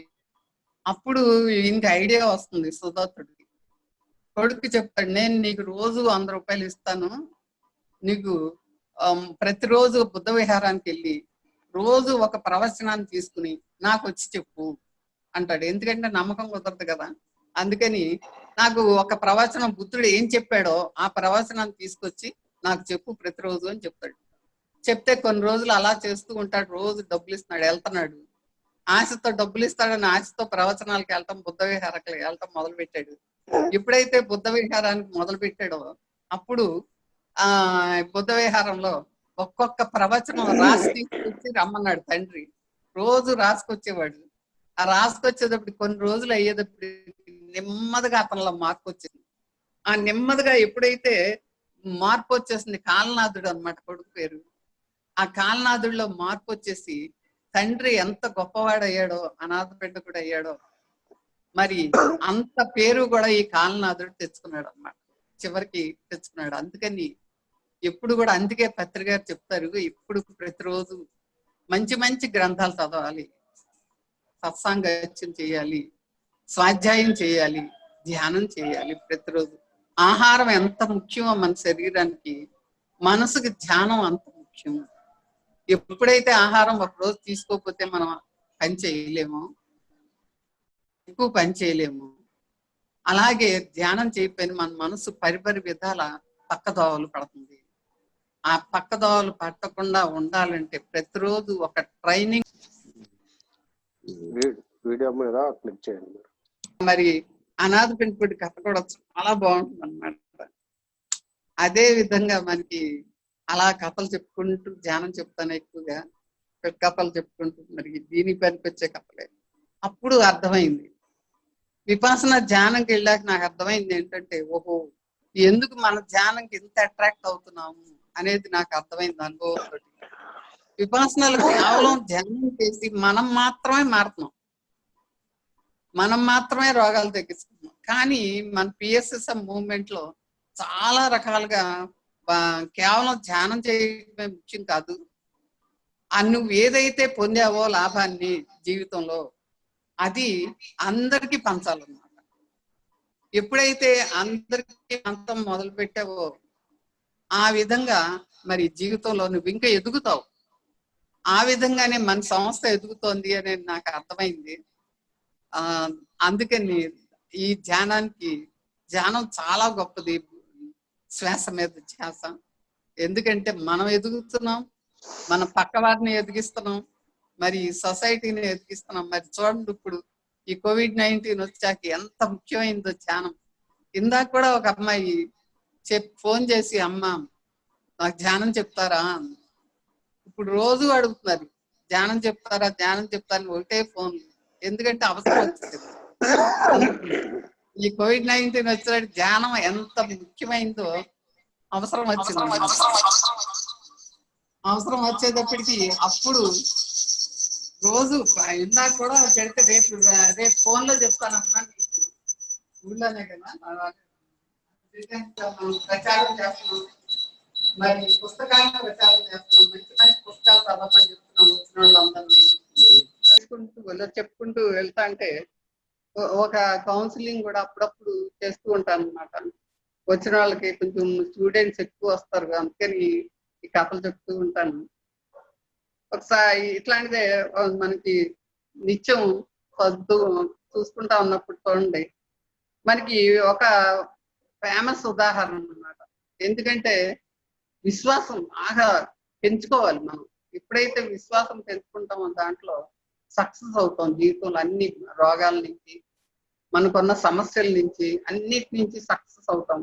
ఎందుకంటే మనకి ఒక పాపులర్ క్రికెటర్ ఉన్నారు, మీకు గుర్తొచ్చే ఉంటుంది మీ అందరికి, యువరాజ్ సింగ్.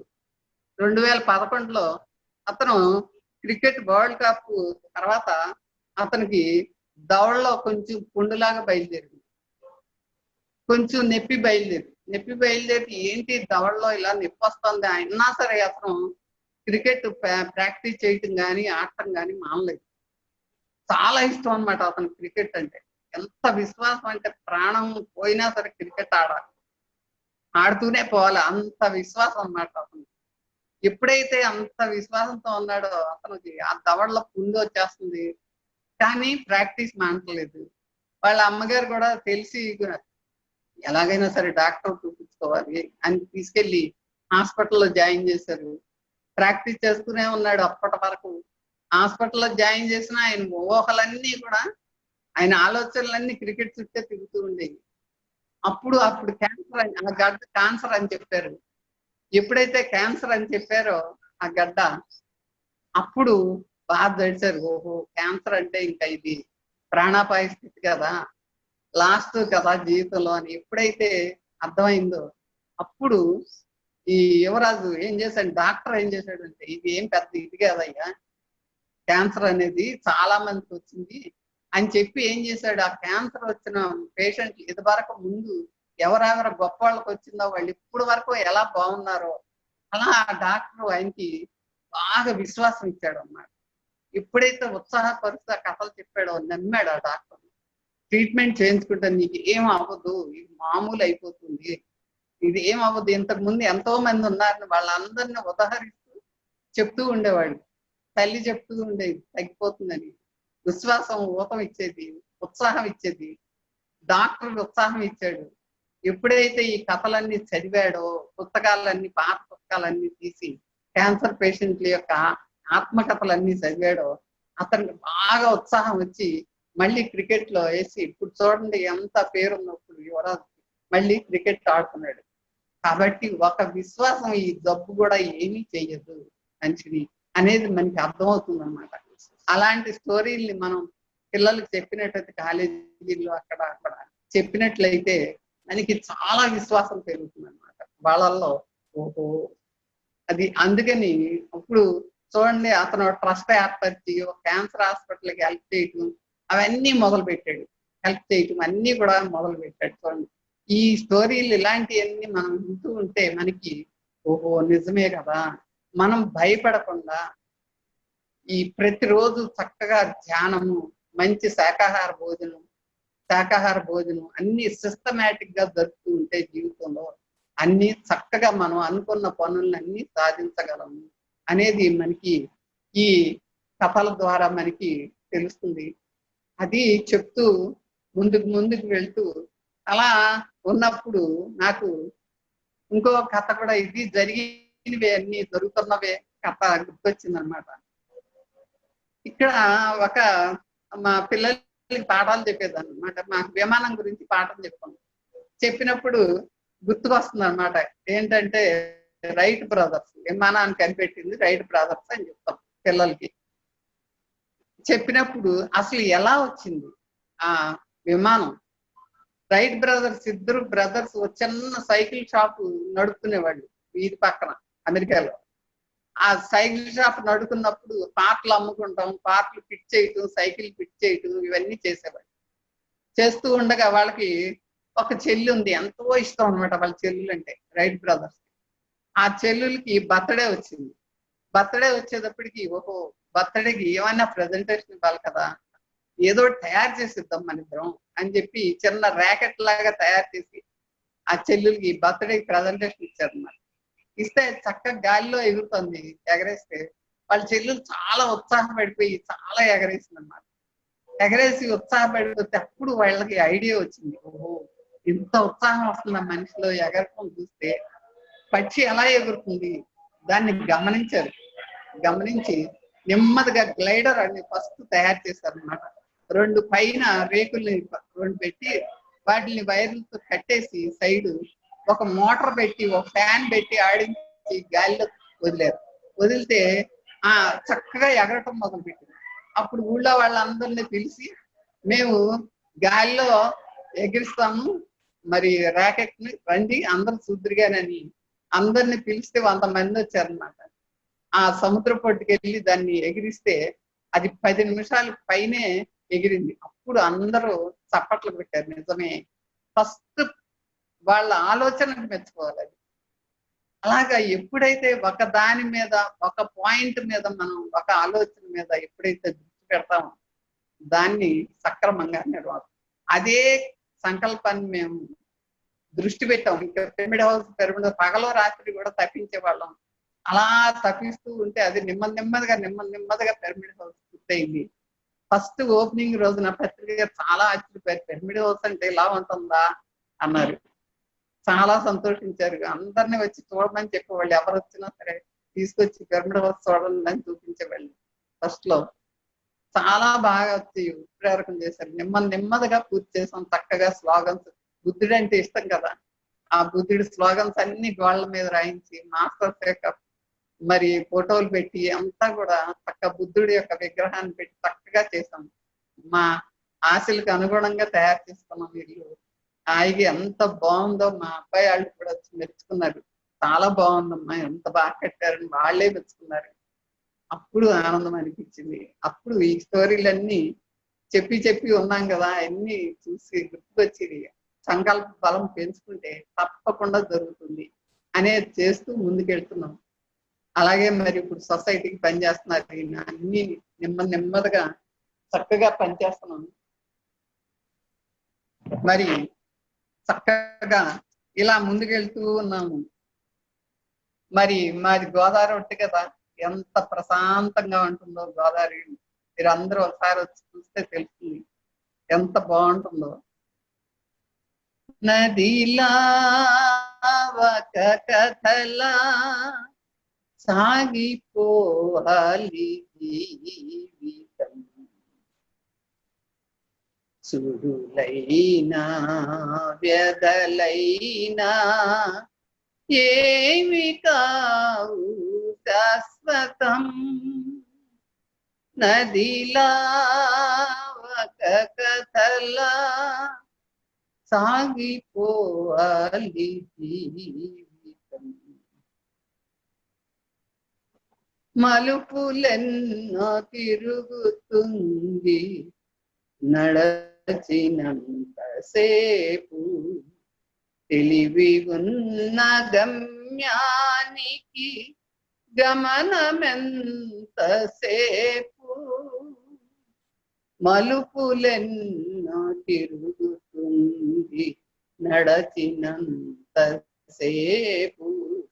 తెలివి ఉన్న గమ్యానికి గమనమెంతసేపు,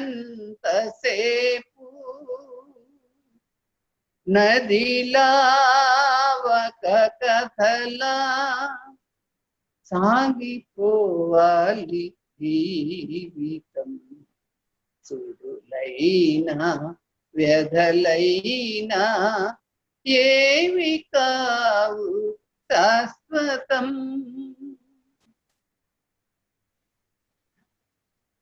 చిగురాకుల కొసల నుండి జారిపడే మంచులా నిలకడగా నిలిచేవు,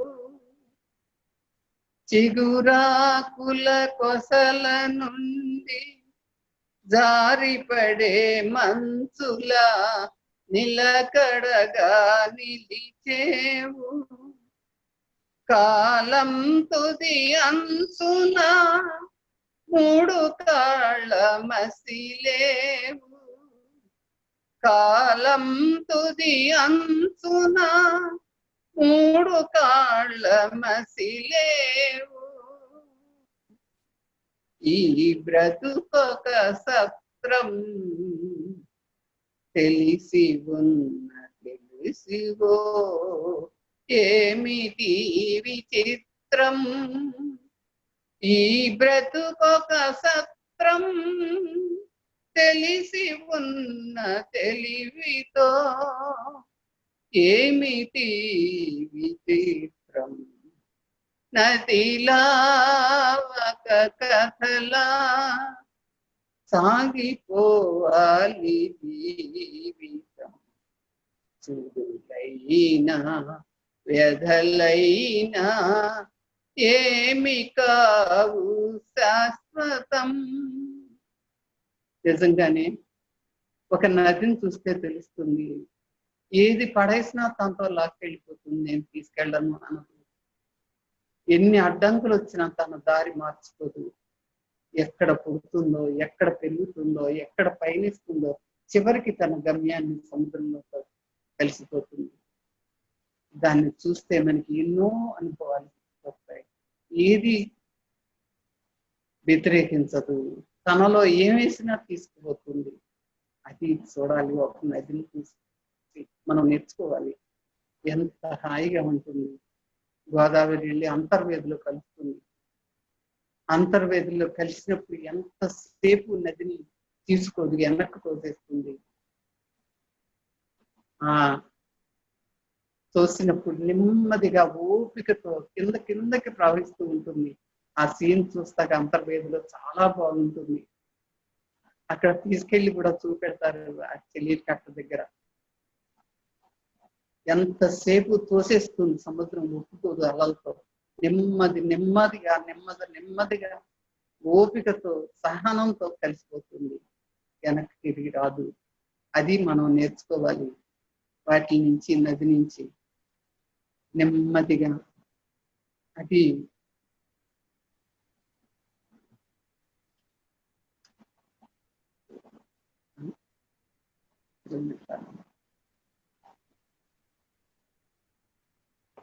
అందుకే అప్పుడు అర్థమవుతుంది.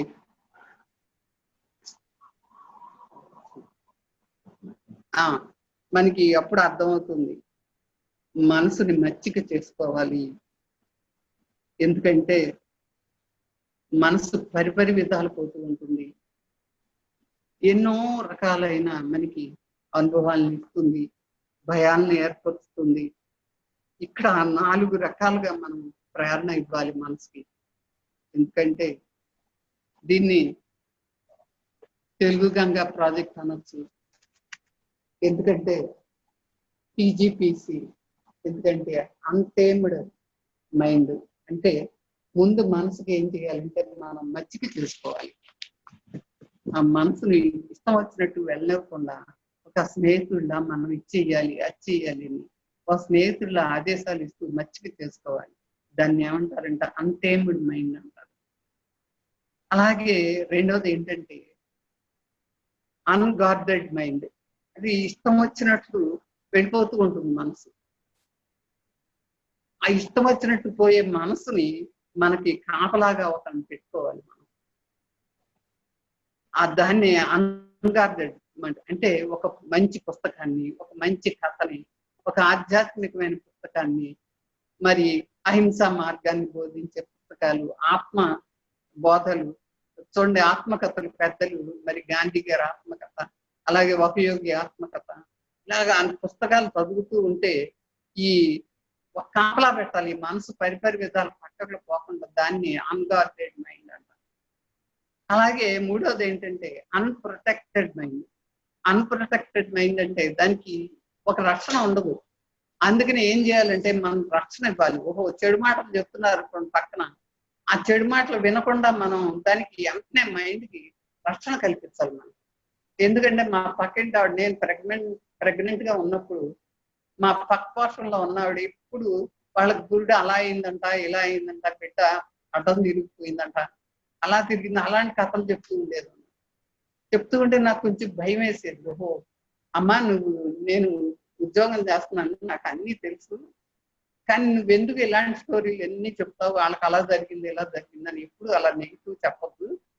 అలా మంచి నకారాత్మకమైన ఆలోచనలు చెప్పాలమ్మా, సకారాత్మకమైన ఆలోచనలు చెప్పాలి. నువ్వు వ్యతిరేకమైన ఆలోచనలు చెప్పకూడదు. కడుపుతోటి ఉన్న ఆవిడికని నేను ఎదురు చెప్పేదాన్ని అనమాట. అంటే మనకు మనమే మన మనసుకి రక్షణ ఇచ్చుకోవాలి. పక్కంటి వాళ్ళు ఎన్నో కథలు చెప్తా ఉంటారు, చెడు కథలు చెప్తా ఉంటారు. పేపర్లో, టీవీలో ఎన్నో న్యూస్ వస్తాయి. విమానాలు కూలిపోతూ ఉంటాయి, బాంబులు వేస్తూ ఉంటారు, ఎన్నో న్యూస్ చేస్తాం. అవన్నీ రియాక్ట్ అవ్వకూడదు. దాని మనసుకి మనకి రక్షణ ఇచ్చుకోవాలి. దాన్నే అన్ప్రొటెక్టెడ్ మైండ్ అంటాం. అలాగే నాలుగోది ఏంటంటే అన్కంట్రోల్డ్ మైండ్. నాలుగోది అంటే కంట్రోల్లో లేని ఆలోచనలన్నీ చక్కగా కంట్రోల్ చేసుకోవాలి. ఆ కంట్రోల్ ఎలా చేసుకోవాలి? ముందు భయం తగ్గించుకోవాలి. చూడండి, ఇప్పుడు జరిగేది అదే, ప్రస్తుతం జరిగేది ఏంటంటే ప్రస్తుతం COVID-19లో జరిగేదంతా కూడా అదే. ఇంకేముంది, పిల్లలకి ముసలాళ్ళకి చాలా డేంజర్ ఇలా చెప్తూ ఉన్నారు, భయపెట్టేస్తున్నారు. భయంతో చాలా మంది పోతున్నారని న్యూస్ నిన్న టీవీలో కూడా చూసాం. భయంతో ఎక్కువ పోతున్నారండి. భయం లేకుండా ధ్యానం చేసుకుంటూ ప్రాణాయామం చేసుకుంటూ ఇవాళ పేపర్లో న్యూస్ చూస్తే అర్థమవుతుంది ఎలా ప్రొటెక్ట్ అయ్యారు. అందరూ 80 ఏళ్ళు దాటిన వాళ్ళే ఆ కోవిడ్ నుంచి తప్పించుకొచ్చిన వాళ్ళ అనుభవాలు రాశారు. అప్పుడు అర్థమవుతుంది ఓహో మన మనస్సుని చాలా రకాలుగా చక్కగా మనం టేమ్ చేస్తే, అంటే రక్షణ ఇచ్చుకోవాలి, మచ్చిక చేసుకోవాలి ఒక ఫ్రెండ్గా, దానికి ఒక పక్కదారి పట్టకుండా ఒక కాపలాదారిని పెట్టుకోవాలి. అంటే ఒక మంచి పుస్తకం మీద మళ్ళించాలి మనం వెంటనే. మనకి ఇష్టమైన పుస్తకం, సేత్ పుస్తకం, ఏదో పుస్తకం, మరి పత్రికారు ఎన్నో రకాల పుస్తకాలు తీసుకొచ్చారు.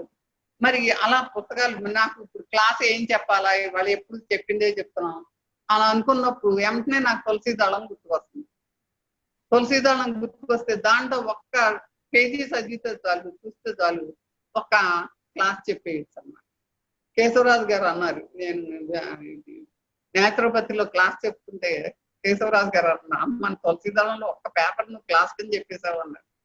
అంటే తాపత్రయాల గురించి చెప్పాను అనమాట. ఆయన చక్కగా ఇచ్చారు. తాపత్రయాలు అంటే ఏంటి, 3 రకాలు ఉంటాయి తాపత్రయాలు. ఆది తాపత్రయాలు, దైవిక తాపత్రయాలు, సహజంగా జరిగే తాపత్రయాలు, ఇవి దైవం వల్ల జరిగే తాపత్రయాలు. 3 రకాలు ఉంటాయి మన జీవితంలో వచ్చే కష్టాలు. ఈ కష్టాలని ఎలా, ఆది దైవికం అంటే చూడండి, బాంబు బ్లాస్ట్ జరిగింది, విమాన ప్రమాదం జరిగింది, ఎన్నో ప్రమాదాలు అవి తప్పించుకోలేము మనం, జరుగుతూ ఉంటాయి, వరదలు వచ్చినాయి జరుగుతూ ఉంటాయి.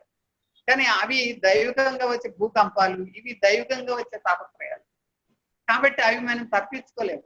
కానీ మన ద్వారా వచ్చిన కామ క్రోధ లోపం మదమాత్సర్యాలని అవి మన చేతుల్లో ఉన్నాయి కదా. వీటిలన్నింటినీ తప్పించుకోవచ్చు, అది మన చేతుల్లో ఉంది. కాబట్టి ఆది భౌతిక తాపత్రయాలు. ఇది ఎప్పుడైతే నాకు అర్థమైందో, వాటి కామ క్రోధ లోపం వాటిని వివరించడం 1 డే క్లాస్ అయిపోయింది అనమాట. ఓహో భలే, ఈ తులసి దళంలో ఒక్కో పేజీ ఒక కథ అయిపోతుంది, ఒక క్లాస్ అయిపోతుంది అని ఎప్పుడు ఆ తులసి దళం చూస్తాను అనమాట. నేను ఒక పేజీ చూస్తే ఒక క్లాస్ వచ్చేస్తుంది. ఆ విధంగా చెప్తూ ఉంటాను అనమాట. ఈ విధంగా ముందుకు వెళ్తుంది హాయిగా జీవితం, దేనికి లోటు లేదు, ఎక్కడ లోటు లేకుండా. మరి ఈ విధంగా మనసు అనేది చాలా చెంచలం, కోతి లాంటిది. పెద్దవాళ్ళు ఎప్పుడో చెప్పారు, పలు తాగిన కోతి లాంటిది. దాన్ని మచ్చిక చేసుకోవాలి, రక్షణ ఇచ్చుకోవాలి, తర్వాత కాపలా పెట్టుకోవాలి దానికి, మళ్ళీ దాన్ని కంట్రోల్ చేసుకునే ఏదో ధ్యానం చేయాలి. సత్సాంగత్యం, ధ్యానం, స్వాధ్యాయం, ఈ 3 ప్రతిరోజు జీవితంలో ఉంటే మనకి ఎప్పుడు జీవితం హాయిగా ఆనందంగా ఒక చిన్న పిల్లలా గడుపుతాం అన్నమాట, ఆనందంగా గడుపుతాం. అది నేను నేర్చుకుంది. మరి ఎప్పుడైతే ఇది అర్థమైందో మనకి జీవితం చక్కగా ముందుకెళ్ళిపోతూ ఉంటుంది. ధ్యానంలో అవి చాలా బాగా పరిష్కారాలు దొరుకుతున్నాయి నాకు. అందుకే మన ధ్యానం ప్రతి మాస్టర్ చూస్తాను.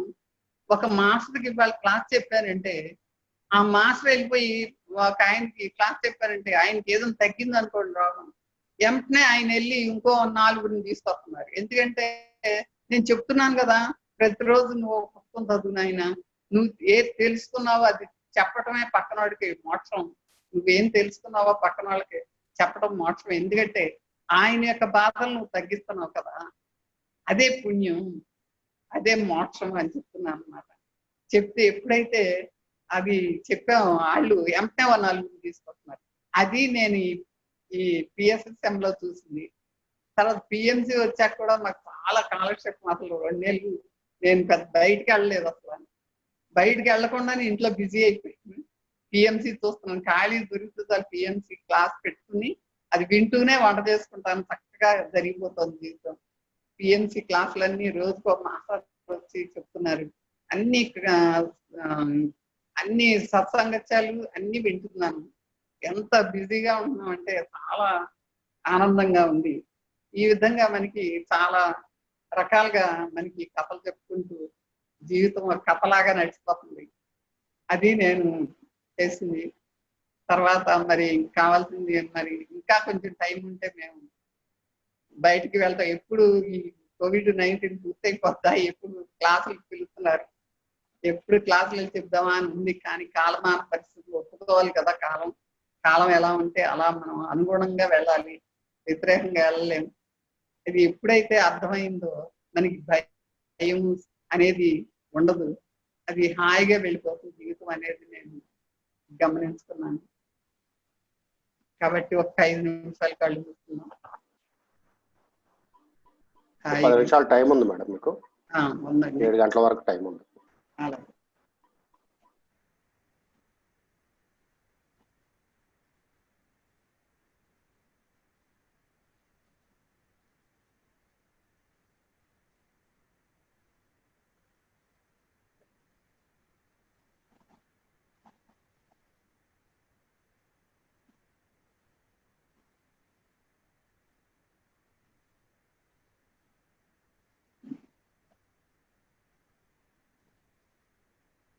ఈ విధంగా మనం చక్కగా జరిగిపోతూ ఉన్నప్పుడు మనకి ఎన్నో రకాలైనటువంటి కథలు, స్టోరీలు గుర్తొస్తూ ఉంటాయి. ఎక్కువగా మరి గుర్తుకొస్తున్నాయి. ఆ విధంగా మన జీవితం ముందుకు సాగిపోతూ ఉంటుంది. ఎప్పుడు ఏది ఉన్నా సరే రోజుకొక బుద్ధుడి కథలు చెప్తూ ఉంటాను. అలా చెప్తూ ఉన్నప్పుడు చాలా కథలు గుర్తుకొస్తూ ఉంటాయి, బుద్ధుడి కథలు. ఎందుకంటే మనకి ఆలోచనల కారణం కూడా కోరికలే. ఆ కోరికల్లో ఉన్న ముచ్చులో పడ్డాం అనుకోండి, నేను ఇంకొక మేడ కట్టుకోవాలి, అక్కడికి వెళ్ళాలి, ఇక్కడికి వెళ్ళాలి. మేము చాలా ఈ టూరిజం కూడా చాలా బాగా చేస్తాం. కేశవరాజు గారు ఎన్ని టూర్లు అయితే పెట్టారు అన్ని కూడా చేసాం. అన్ని చోట్లకి వెళ్ళాం, అండమాన్ వెళ్ళాం. అన్ని టూరిజం కూడా చాలా బాగా చేసాం అప్పట్లో. ఇప్పుడు తృప్తి వచ్చేసింది అన్నమాట. ఇంకా మనకి వద్దు, ఇంకా ఉన్నంతలో ఇక్కడే ఉండి ప్రచారం చేసుకుంటున్నాం. ఇంకా ఈ పెద్ద పెద్ద టూర్లు వెళ్ళొద్దులే అనుకున్నాం. తర్వాత ఎందుకంటే అన్ని దుఃఖాలకి కారణం కోరికలని తెలిసిపోయింది. ఇంకా అప్పుడు బుద్ధుడు అదే చెప్పాడు అన్నమాట. కోరికలకి మనసే మూలం అని చెప్తాడు కదా బుద్ధుడు. ఎప్పుడైతే ఒక దురాశ మనలో బయలుదేరింది అనుకోండి, ఆ దురాశని దురాశ మనల్ని బందీ చేసేస్తాం అన్నమాట. ఎందుకంటే ఒక కోతులు గుంపు, తొంటర కోతులు ఏం చేసినాయి అంటే ఒక తాడు మీద అంటుకుంటాం. దానికి జిగురు రాసింది అనమాట. ఆ తాడుకి జిగురు రాసి ఉంటే దాని ఒక కాలు అతుక్కుంది. ఆ కాలు అతుక్కుంటే కోత ఏం చేసింది, ఈ కాలు అతుక్కుంది కదా అని రెండో కాలు వేసింది. రెండో కాలు వేస్తే 2 కాళ్ళు అతుక్కుపోయింది. 2 కాళ్ళు అతుక్కుపోయేటప్పటికి ఆ తర్వాత చెయ్యేసింది, చెయ్యి అతుక్కుపోయింది. ఎలాగైనా లాగుదాం అని తొంటర పనులు అన్నమాట. అది రెండో చేతులు అతుక్కుంది. తర్వాత నోరు పెట్టి పీకేద్దాం దీన్ని తాడును అనుకుంది, నోరు అతుక్కుంది. ఈ విధంగా మొత్తం కోరిక ఎప్పుడైతే కలిగిందో దానికి ఆ గుచ్చులోకి ఎప్పుడైతే వెళ్ళిందో ఇంకా అది గుచ్చులోకి బయటపడలేకపోతుంది అన్నమాట. అప్పుడు దీని నుంచి మనం నేర్చుకోవాల్సింది ఏంటంటే దురాశ, ఇంకా ఏదో కావాలి, ఫుల్ స్టాప్ పెట్టాలి. కొంత జీవితంలో కొన్ని అమిరిపోయినాక మన పని అయిపోయిన తర్వాత అదే అనుకున్నాం. మేము అమెరికా వెళ్ళినప్పుడు నిర్ణయించుకున్నాం అన్నమాట. టైమ్ స్క్వేర్ లో ఆ 12 గంటలకి జనవరి 1న వాళ్ళు కోరుకున్నది అవుద్దని వాళ్ళకే నమ్మకాలు ఉన్నాయి బాగా. ఆ టైమ్ స్క్వేర్ గంటలు కొట్టినప్పుడు అనుకుంటారట ఏది అనుకుంటే జరుగుద్ది అని. మేము రిటైర్ అయిపోయిన తర్వాత అమెరికా వెళ్ళి ఉన్నాం. 3 సార్లు వెళ్ళాము, 1.5 సంవత్సరాలు ఉన్నాము. ఉన్న తర్వాత ఆ టైమ్ స్క్వేర్ అప్పుడు వాళ్ళు ఏయో పార్టీలు చేసుకుంటున్నారు, పిల్లలందరూ పార్టీలు చేసుకుంటుంటే దాంట్లో మేము ఇవ్వలేక రూమ్ లోకి వచ్చేసి ఆ టీవీలో చూస్తున్నాం టైమ్ స్క్వేర్ ని. ఆ టైమ్ స్క్వేర్ దగ్గర ఎప్పుడు గంటలు కొడతారా అని చూసుకుని మనం స్వయంగా హాయిగా ప్రశాంతమైన జీవితం, ఏ దురాశలు కోరికలు లేని జీవితం గడపాలి అని ఆ గంటలు కొట్టినప్పుడు అనుకున్నాం అన్నమాట. అనుకుని వెంటనే బాబు మాకు ఇక్కడ ఇవ్వలేం, మాకు అన్ని ఇచ్చాడు భగవంతుడు అనుకో, ఈ సృష్టి అనుకో, ఆయన మాకు డబ్బు గురించి బెంగలేదు. ఎందుకంటే ఇద్దరికి మాకు ఫుల్ పెన్షన్లు వస్తాయి కాబట్టి మాకు జీవితం గురించి ఆలోచనే లేదు, అసలు ఎలా గడుస్తుంది అనేది. మేము చాలా పొదుపుగా ఉంటాము, చాలా అనవసరంగా 1 రూపాయి కూడా ఖర్చు పెట్టము. మరి ప్రతి దాంట్లో మా చెయ్యి ఉంటుంది డొనేషన్ లో. మా స్థితికి సరిపడా ఉంటాం, ఏది ఎగరం, అలా అని తక్కువ చేస్తాం.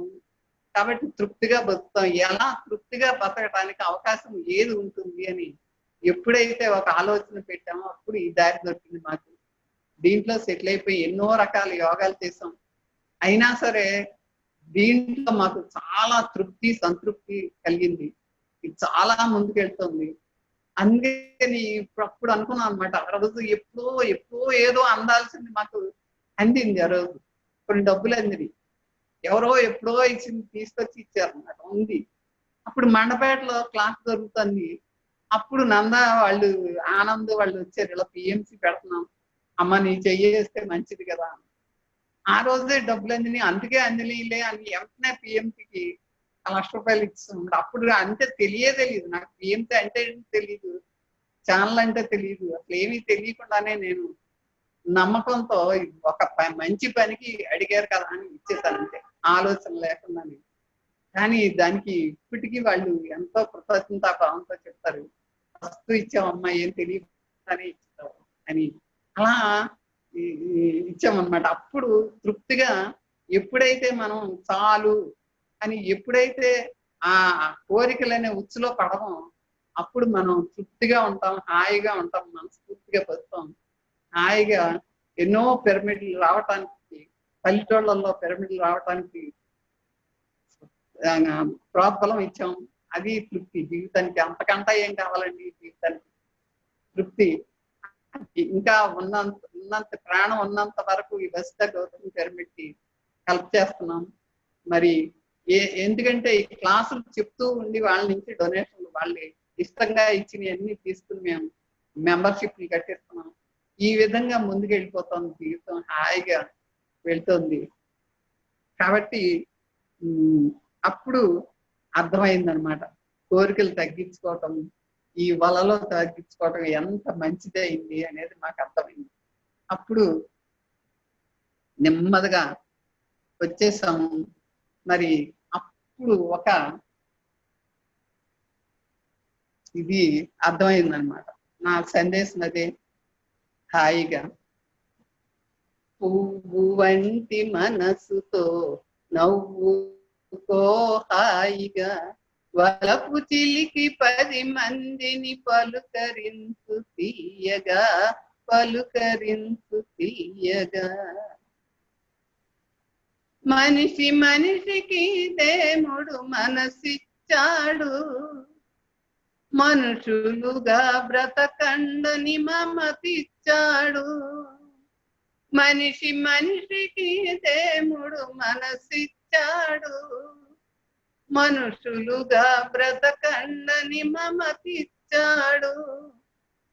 మంచితనం పెంచుకున్న మనసు కోవెల, మంచితనం చంపుకొన్న మనసు పెనుసిల. మంచితనం పెంచుకున్న మనసు కోవెల, మంచితనం చంపుకొన్న మనసు పెనుసిల.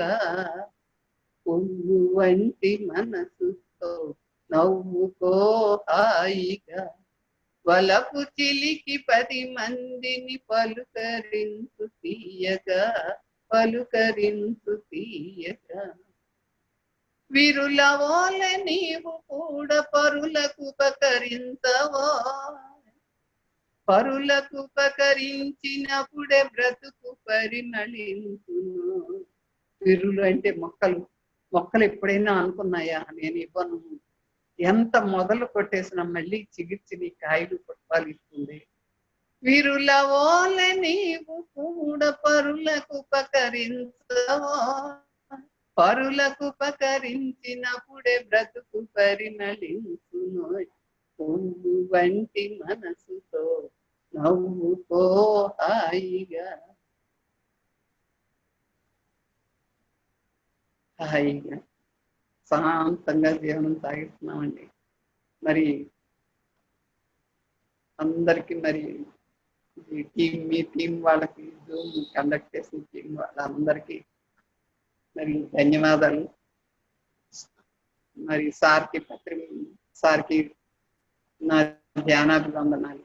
ఎన్నో రకాలుగా ఎంతో ఆనందంగా జీవనం గడపడానికి కారణమైన మీ అందరికీ, ధ్యాన మిత్రులందరికీ నా ధన్యవాదాలు sir. Thank you sir. Thank you. చివరగా ఒక ప్రశ్న మేడం. చెప్పండి సార్. ఇన్ని సంవత్సరాల పిరమిడ్ స్పిరిచువల్ సొసైటీస్ లో మీ ప్రయాణం, పత్రిజీ మీద గురించి మీ యొక్క అభిప్రాయం, ఆయన గురించి మీరు ఒక మాటలో చెప్పండి. అలాగే మూమెంట్ గురించి. పత్రి గారి గురించి. ఎస్. ఎంతో మందిని చూసుంటారు, ఎంతో మంది గురువులతో మీరు ఉండుంటారు. ఉన్నానండి. సహనమే ఎంత ముందుకి తీసుకెళ్ళింది, అదే ధ్యాన నవరత్నాలు. సహనమే ప్రగతి. కాబట్టి ఎప్పుడైతే ఇది తెలుసుకుని తెల్లారు లేచినాక కొండ ఎక్కాం అక్కడ బెంగళూరులో పిరమిడ్ దగ్గర. కొండలు ఎక్కి చెట్టుకాడ కూర్చుని ఏదో విజయవాడ ఆవిడ సత్సంగా చెప్తాంటే విన్నాం. అక్కడ కూడా ఎక్కువ వచ్చేసారు ఆయన మాతో పాటు. వచ్చేసి ఏంటి చెప్పుకుంటున్నారు, నేను వినొద్దా అన్నారు.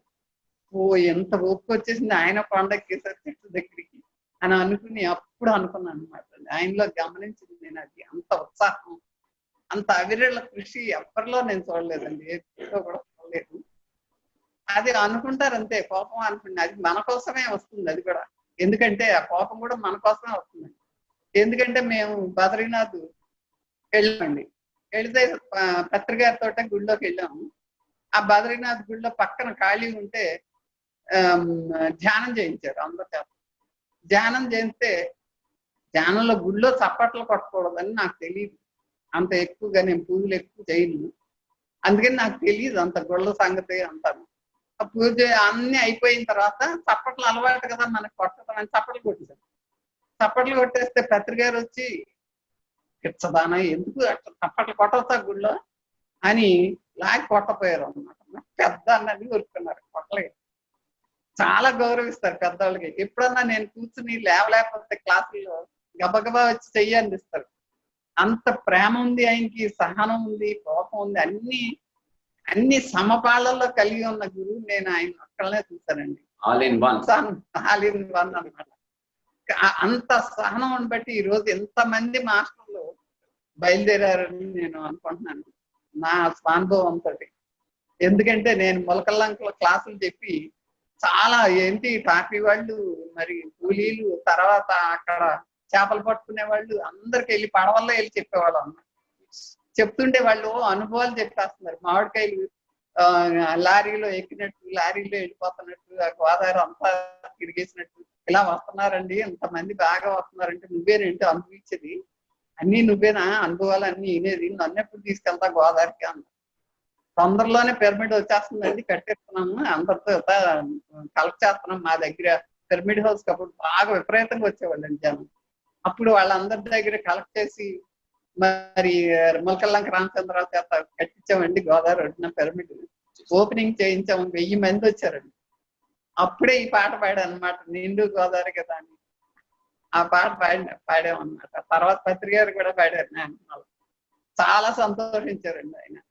ఓహో అది ఆయన అన్నది, ఆయన మాట నిజమైందండి, నువ్వే నేను చూసేది గోదావరి, నన్ను తీసుకెళ్తామంటే వెంటనే పిరమిడ్ వచ్చేసింది.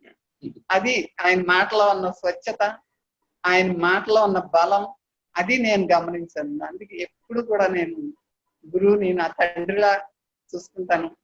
నా తండ్రి ఆ రోజుల్లో నాకు చదువు చెప్పించి నన్ను జీవితాన్ని ఎలా ఇచ్చాడో ఇప్పటి వరకు, అలాగే నా గురువు కూడా నా తండ్రితో సమానంగా చూసుకుంటాను. నాకంటా నేనే పెద్దాన్ని గురువు గారికి అంటాను వయసులో. కాబట్టి అయినా నా అన్నదమ్ముల కింద, తండ్రి కింద, అన్నింటి కింద గురువునే చూసుకుంటాను నేను. Thank you sir. ఇలాంటి అనుభవం చెప్తూ ఉంటే ఎన్ని గంటలన్నా చెప్పచ్చు. అవకాశం ఇచ్చి టీం అందరికి నా ధన్యవాదాలు సార్. లక్ష్మి గారికి, చంద్రశేఖరరావు గారికి, లక్ష్మీ గారికి, అందరికి ధన్యవాదాలు మేడం. ధన్యవాదాలు. Thank you madam. మీ అనుభవాలు చాలా చాలా చాలా అద్భుతంగా ఉన్నాయి. చాలా ప్రశాంతంగా మీ అనుభవాలు మళ్ళీ మీ పుట్టినప్పటి నుంచి ఇప్పటి వరకు మీ మెమరీస్ ని మళ్ళీ 74 సంవత్సరాలు వెనక్కి వెళ్ళి ప్రతి సంవత్సరంలో జరిగినటువంటి ప్రతి సిచ్యువేషన్ ని ఎంతో ఓపికగా, ఎంతో చక్కగా వివరించారు. మీ అనుభవం మధ్య మధ్యలో మీ పాటలు పత్రిజీతో ఉన్న మీ అనుబంధం, మీరు చేస్తున్న కార్యక్రమాలు, చేసిన కార్యక్రమాలు, ఇప్పుడు ప్రజెంట్ మీరు చేస్తున్న కార్యక్రమాలు చాలా చాలా అద్భుతంగా వివరించారు మేడం. ఇప్పుడున్న మాస్టర్స్ కి ఎంతో స్ఫూర్తి మీరు.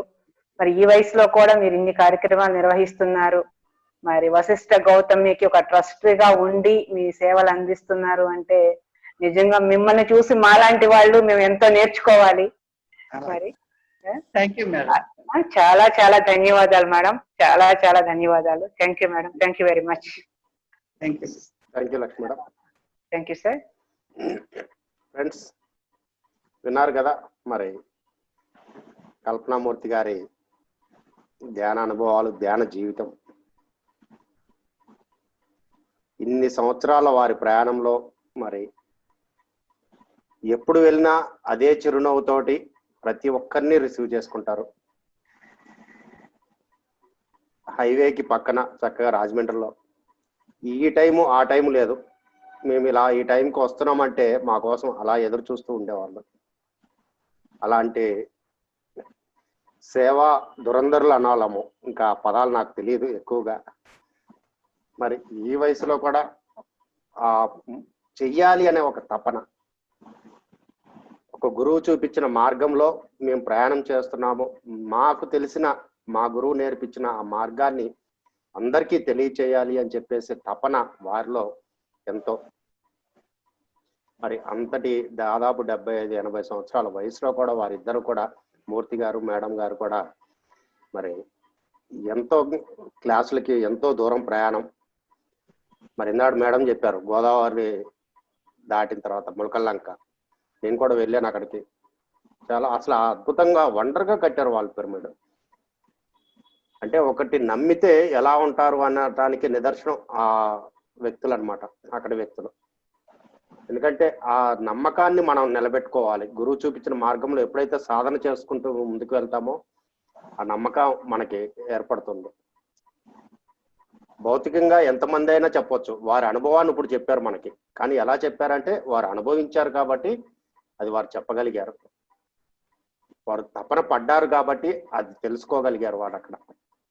మరి అంత అద్భుతమైన వారి జీవిత ప్రయాణం మనకి స్ఫూర్తిదాయకం నిజంగా. ఈ వయసులో మరి వారు చేస్తున్న కృషికి మరి మనలాంటి వారందరికీ ఎంతో స్ఫూర్తిదాయకం వారిద్దరు కూడా. మూర్తి గారు వచ్చారు, ఒక్క 2 నిమిషాలు మూర్తి గారు మీ యొక్క సందేశాన్ని కూడా ఇవ్వండి సార్ ఈ సందర్భంగా. నాకు కూడా అవకాశం ఇస్తున్నందుకు చంద్ర, లక్ష్మి గారు, పూలే గారు, అందరికీ నమస్కారం. మరి నేను నా క్లాస్లో నేను చెప్పదలుచుకుంది ఏంటంటే, ఈ మధ్యలో ఇప్పటికీ కరెంట్లో ఉండేది ఫ్లాష్ బ్యాక్ కాదు, కరెంట్లో నాకంత ఫ్లాష్ బ్యాక్ లేదు.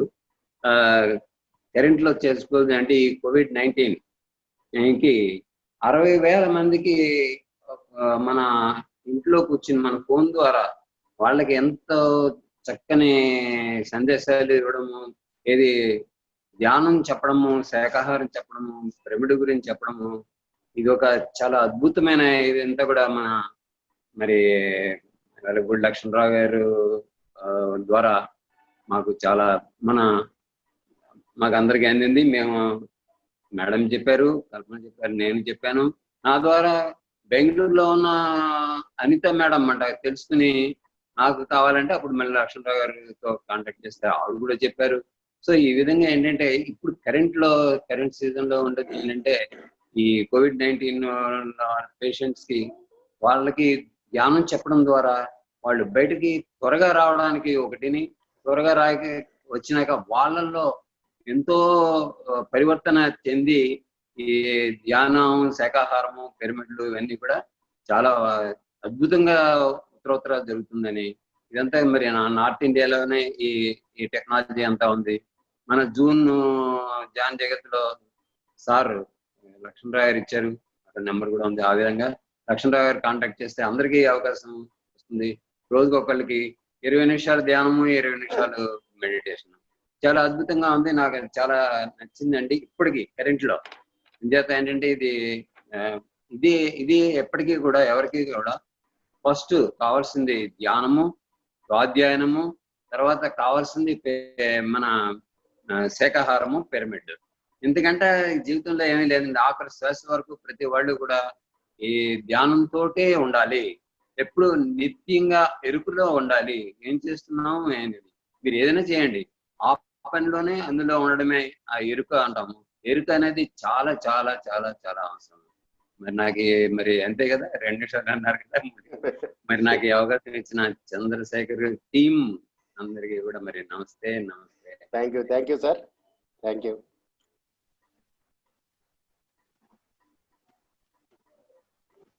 ఎస్, థ్యాంక్ యూ అండి మూర్తి గారికి అండ్ కల్పన మేడం గారికి కృతజ్ఞతలు తెలియజేస్తున్నాం. ఈ రోజు మనతోటి ఇంతటి చక్కని అవకాశాన్ని వారు టైం స్పెండ్ చేసి మనకి వారి యొక్క జీవిత అనుభవాలని, ధ్యాన అనుభవాలని మనకు అందించారు. ఈ వయసులో కూడా వశిష్ఠ గౌతమి పేరవరం దగ్గర, రాజమండ్రి దగ్గర పేరవరం, ఆ పిరమిడ్కి ఎంతో సేవలు అందిస్తున్నారు వారు. మరి వారికి మరొకసారి భాగ్యనగర్ పిరమిడ్ స్పిరిచువల్ సొసైటీస్ తరఫున ధన్యవాదాలు తెలియజేస్తున్నాం సార్. థ్యాంక్ యూ అండి.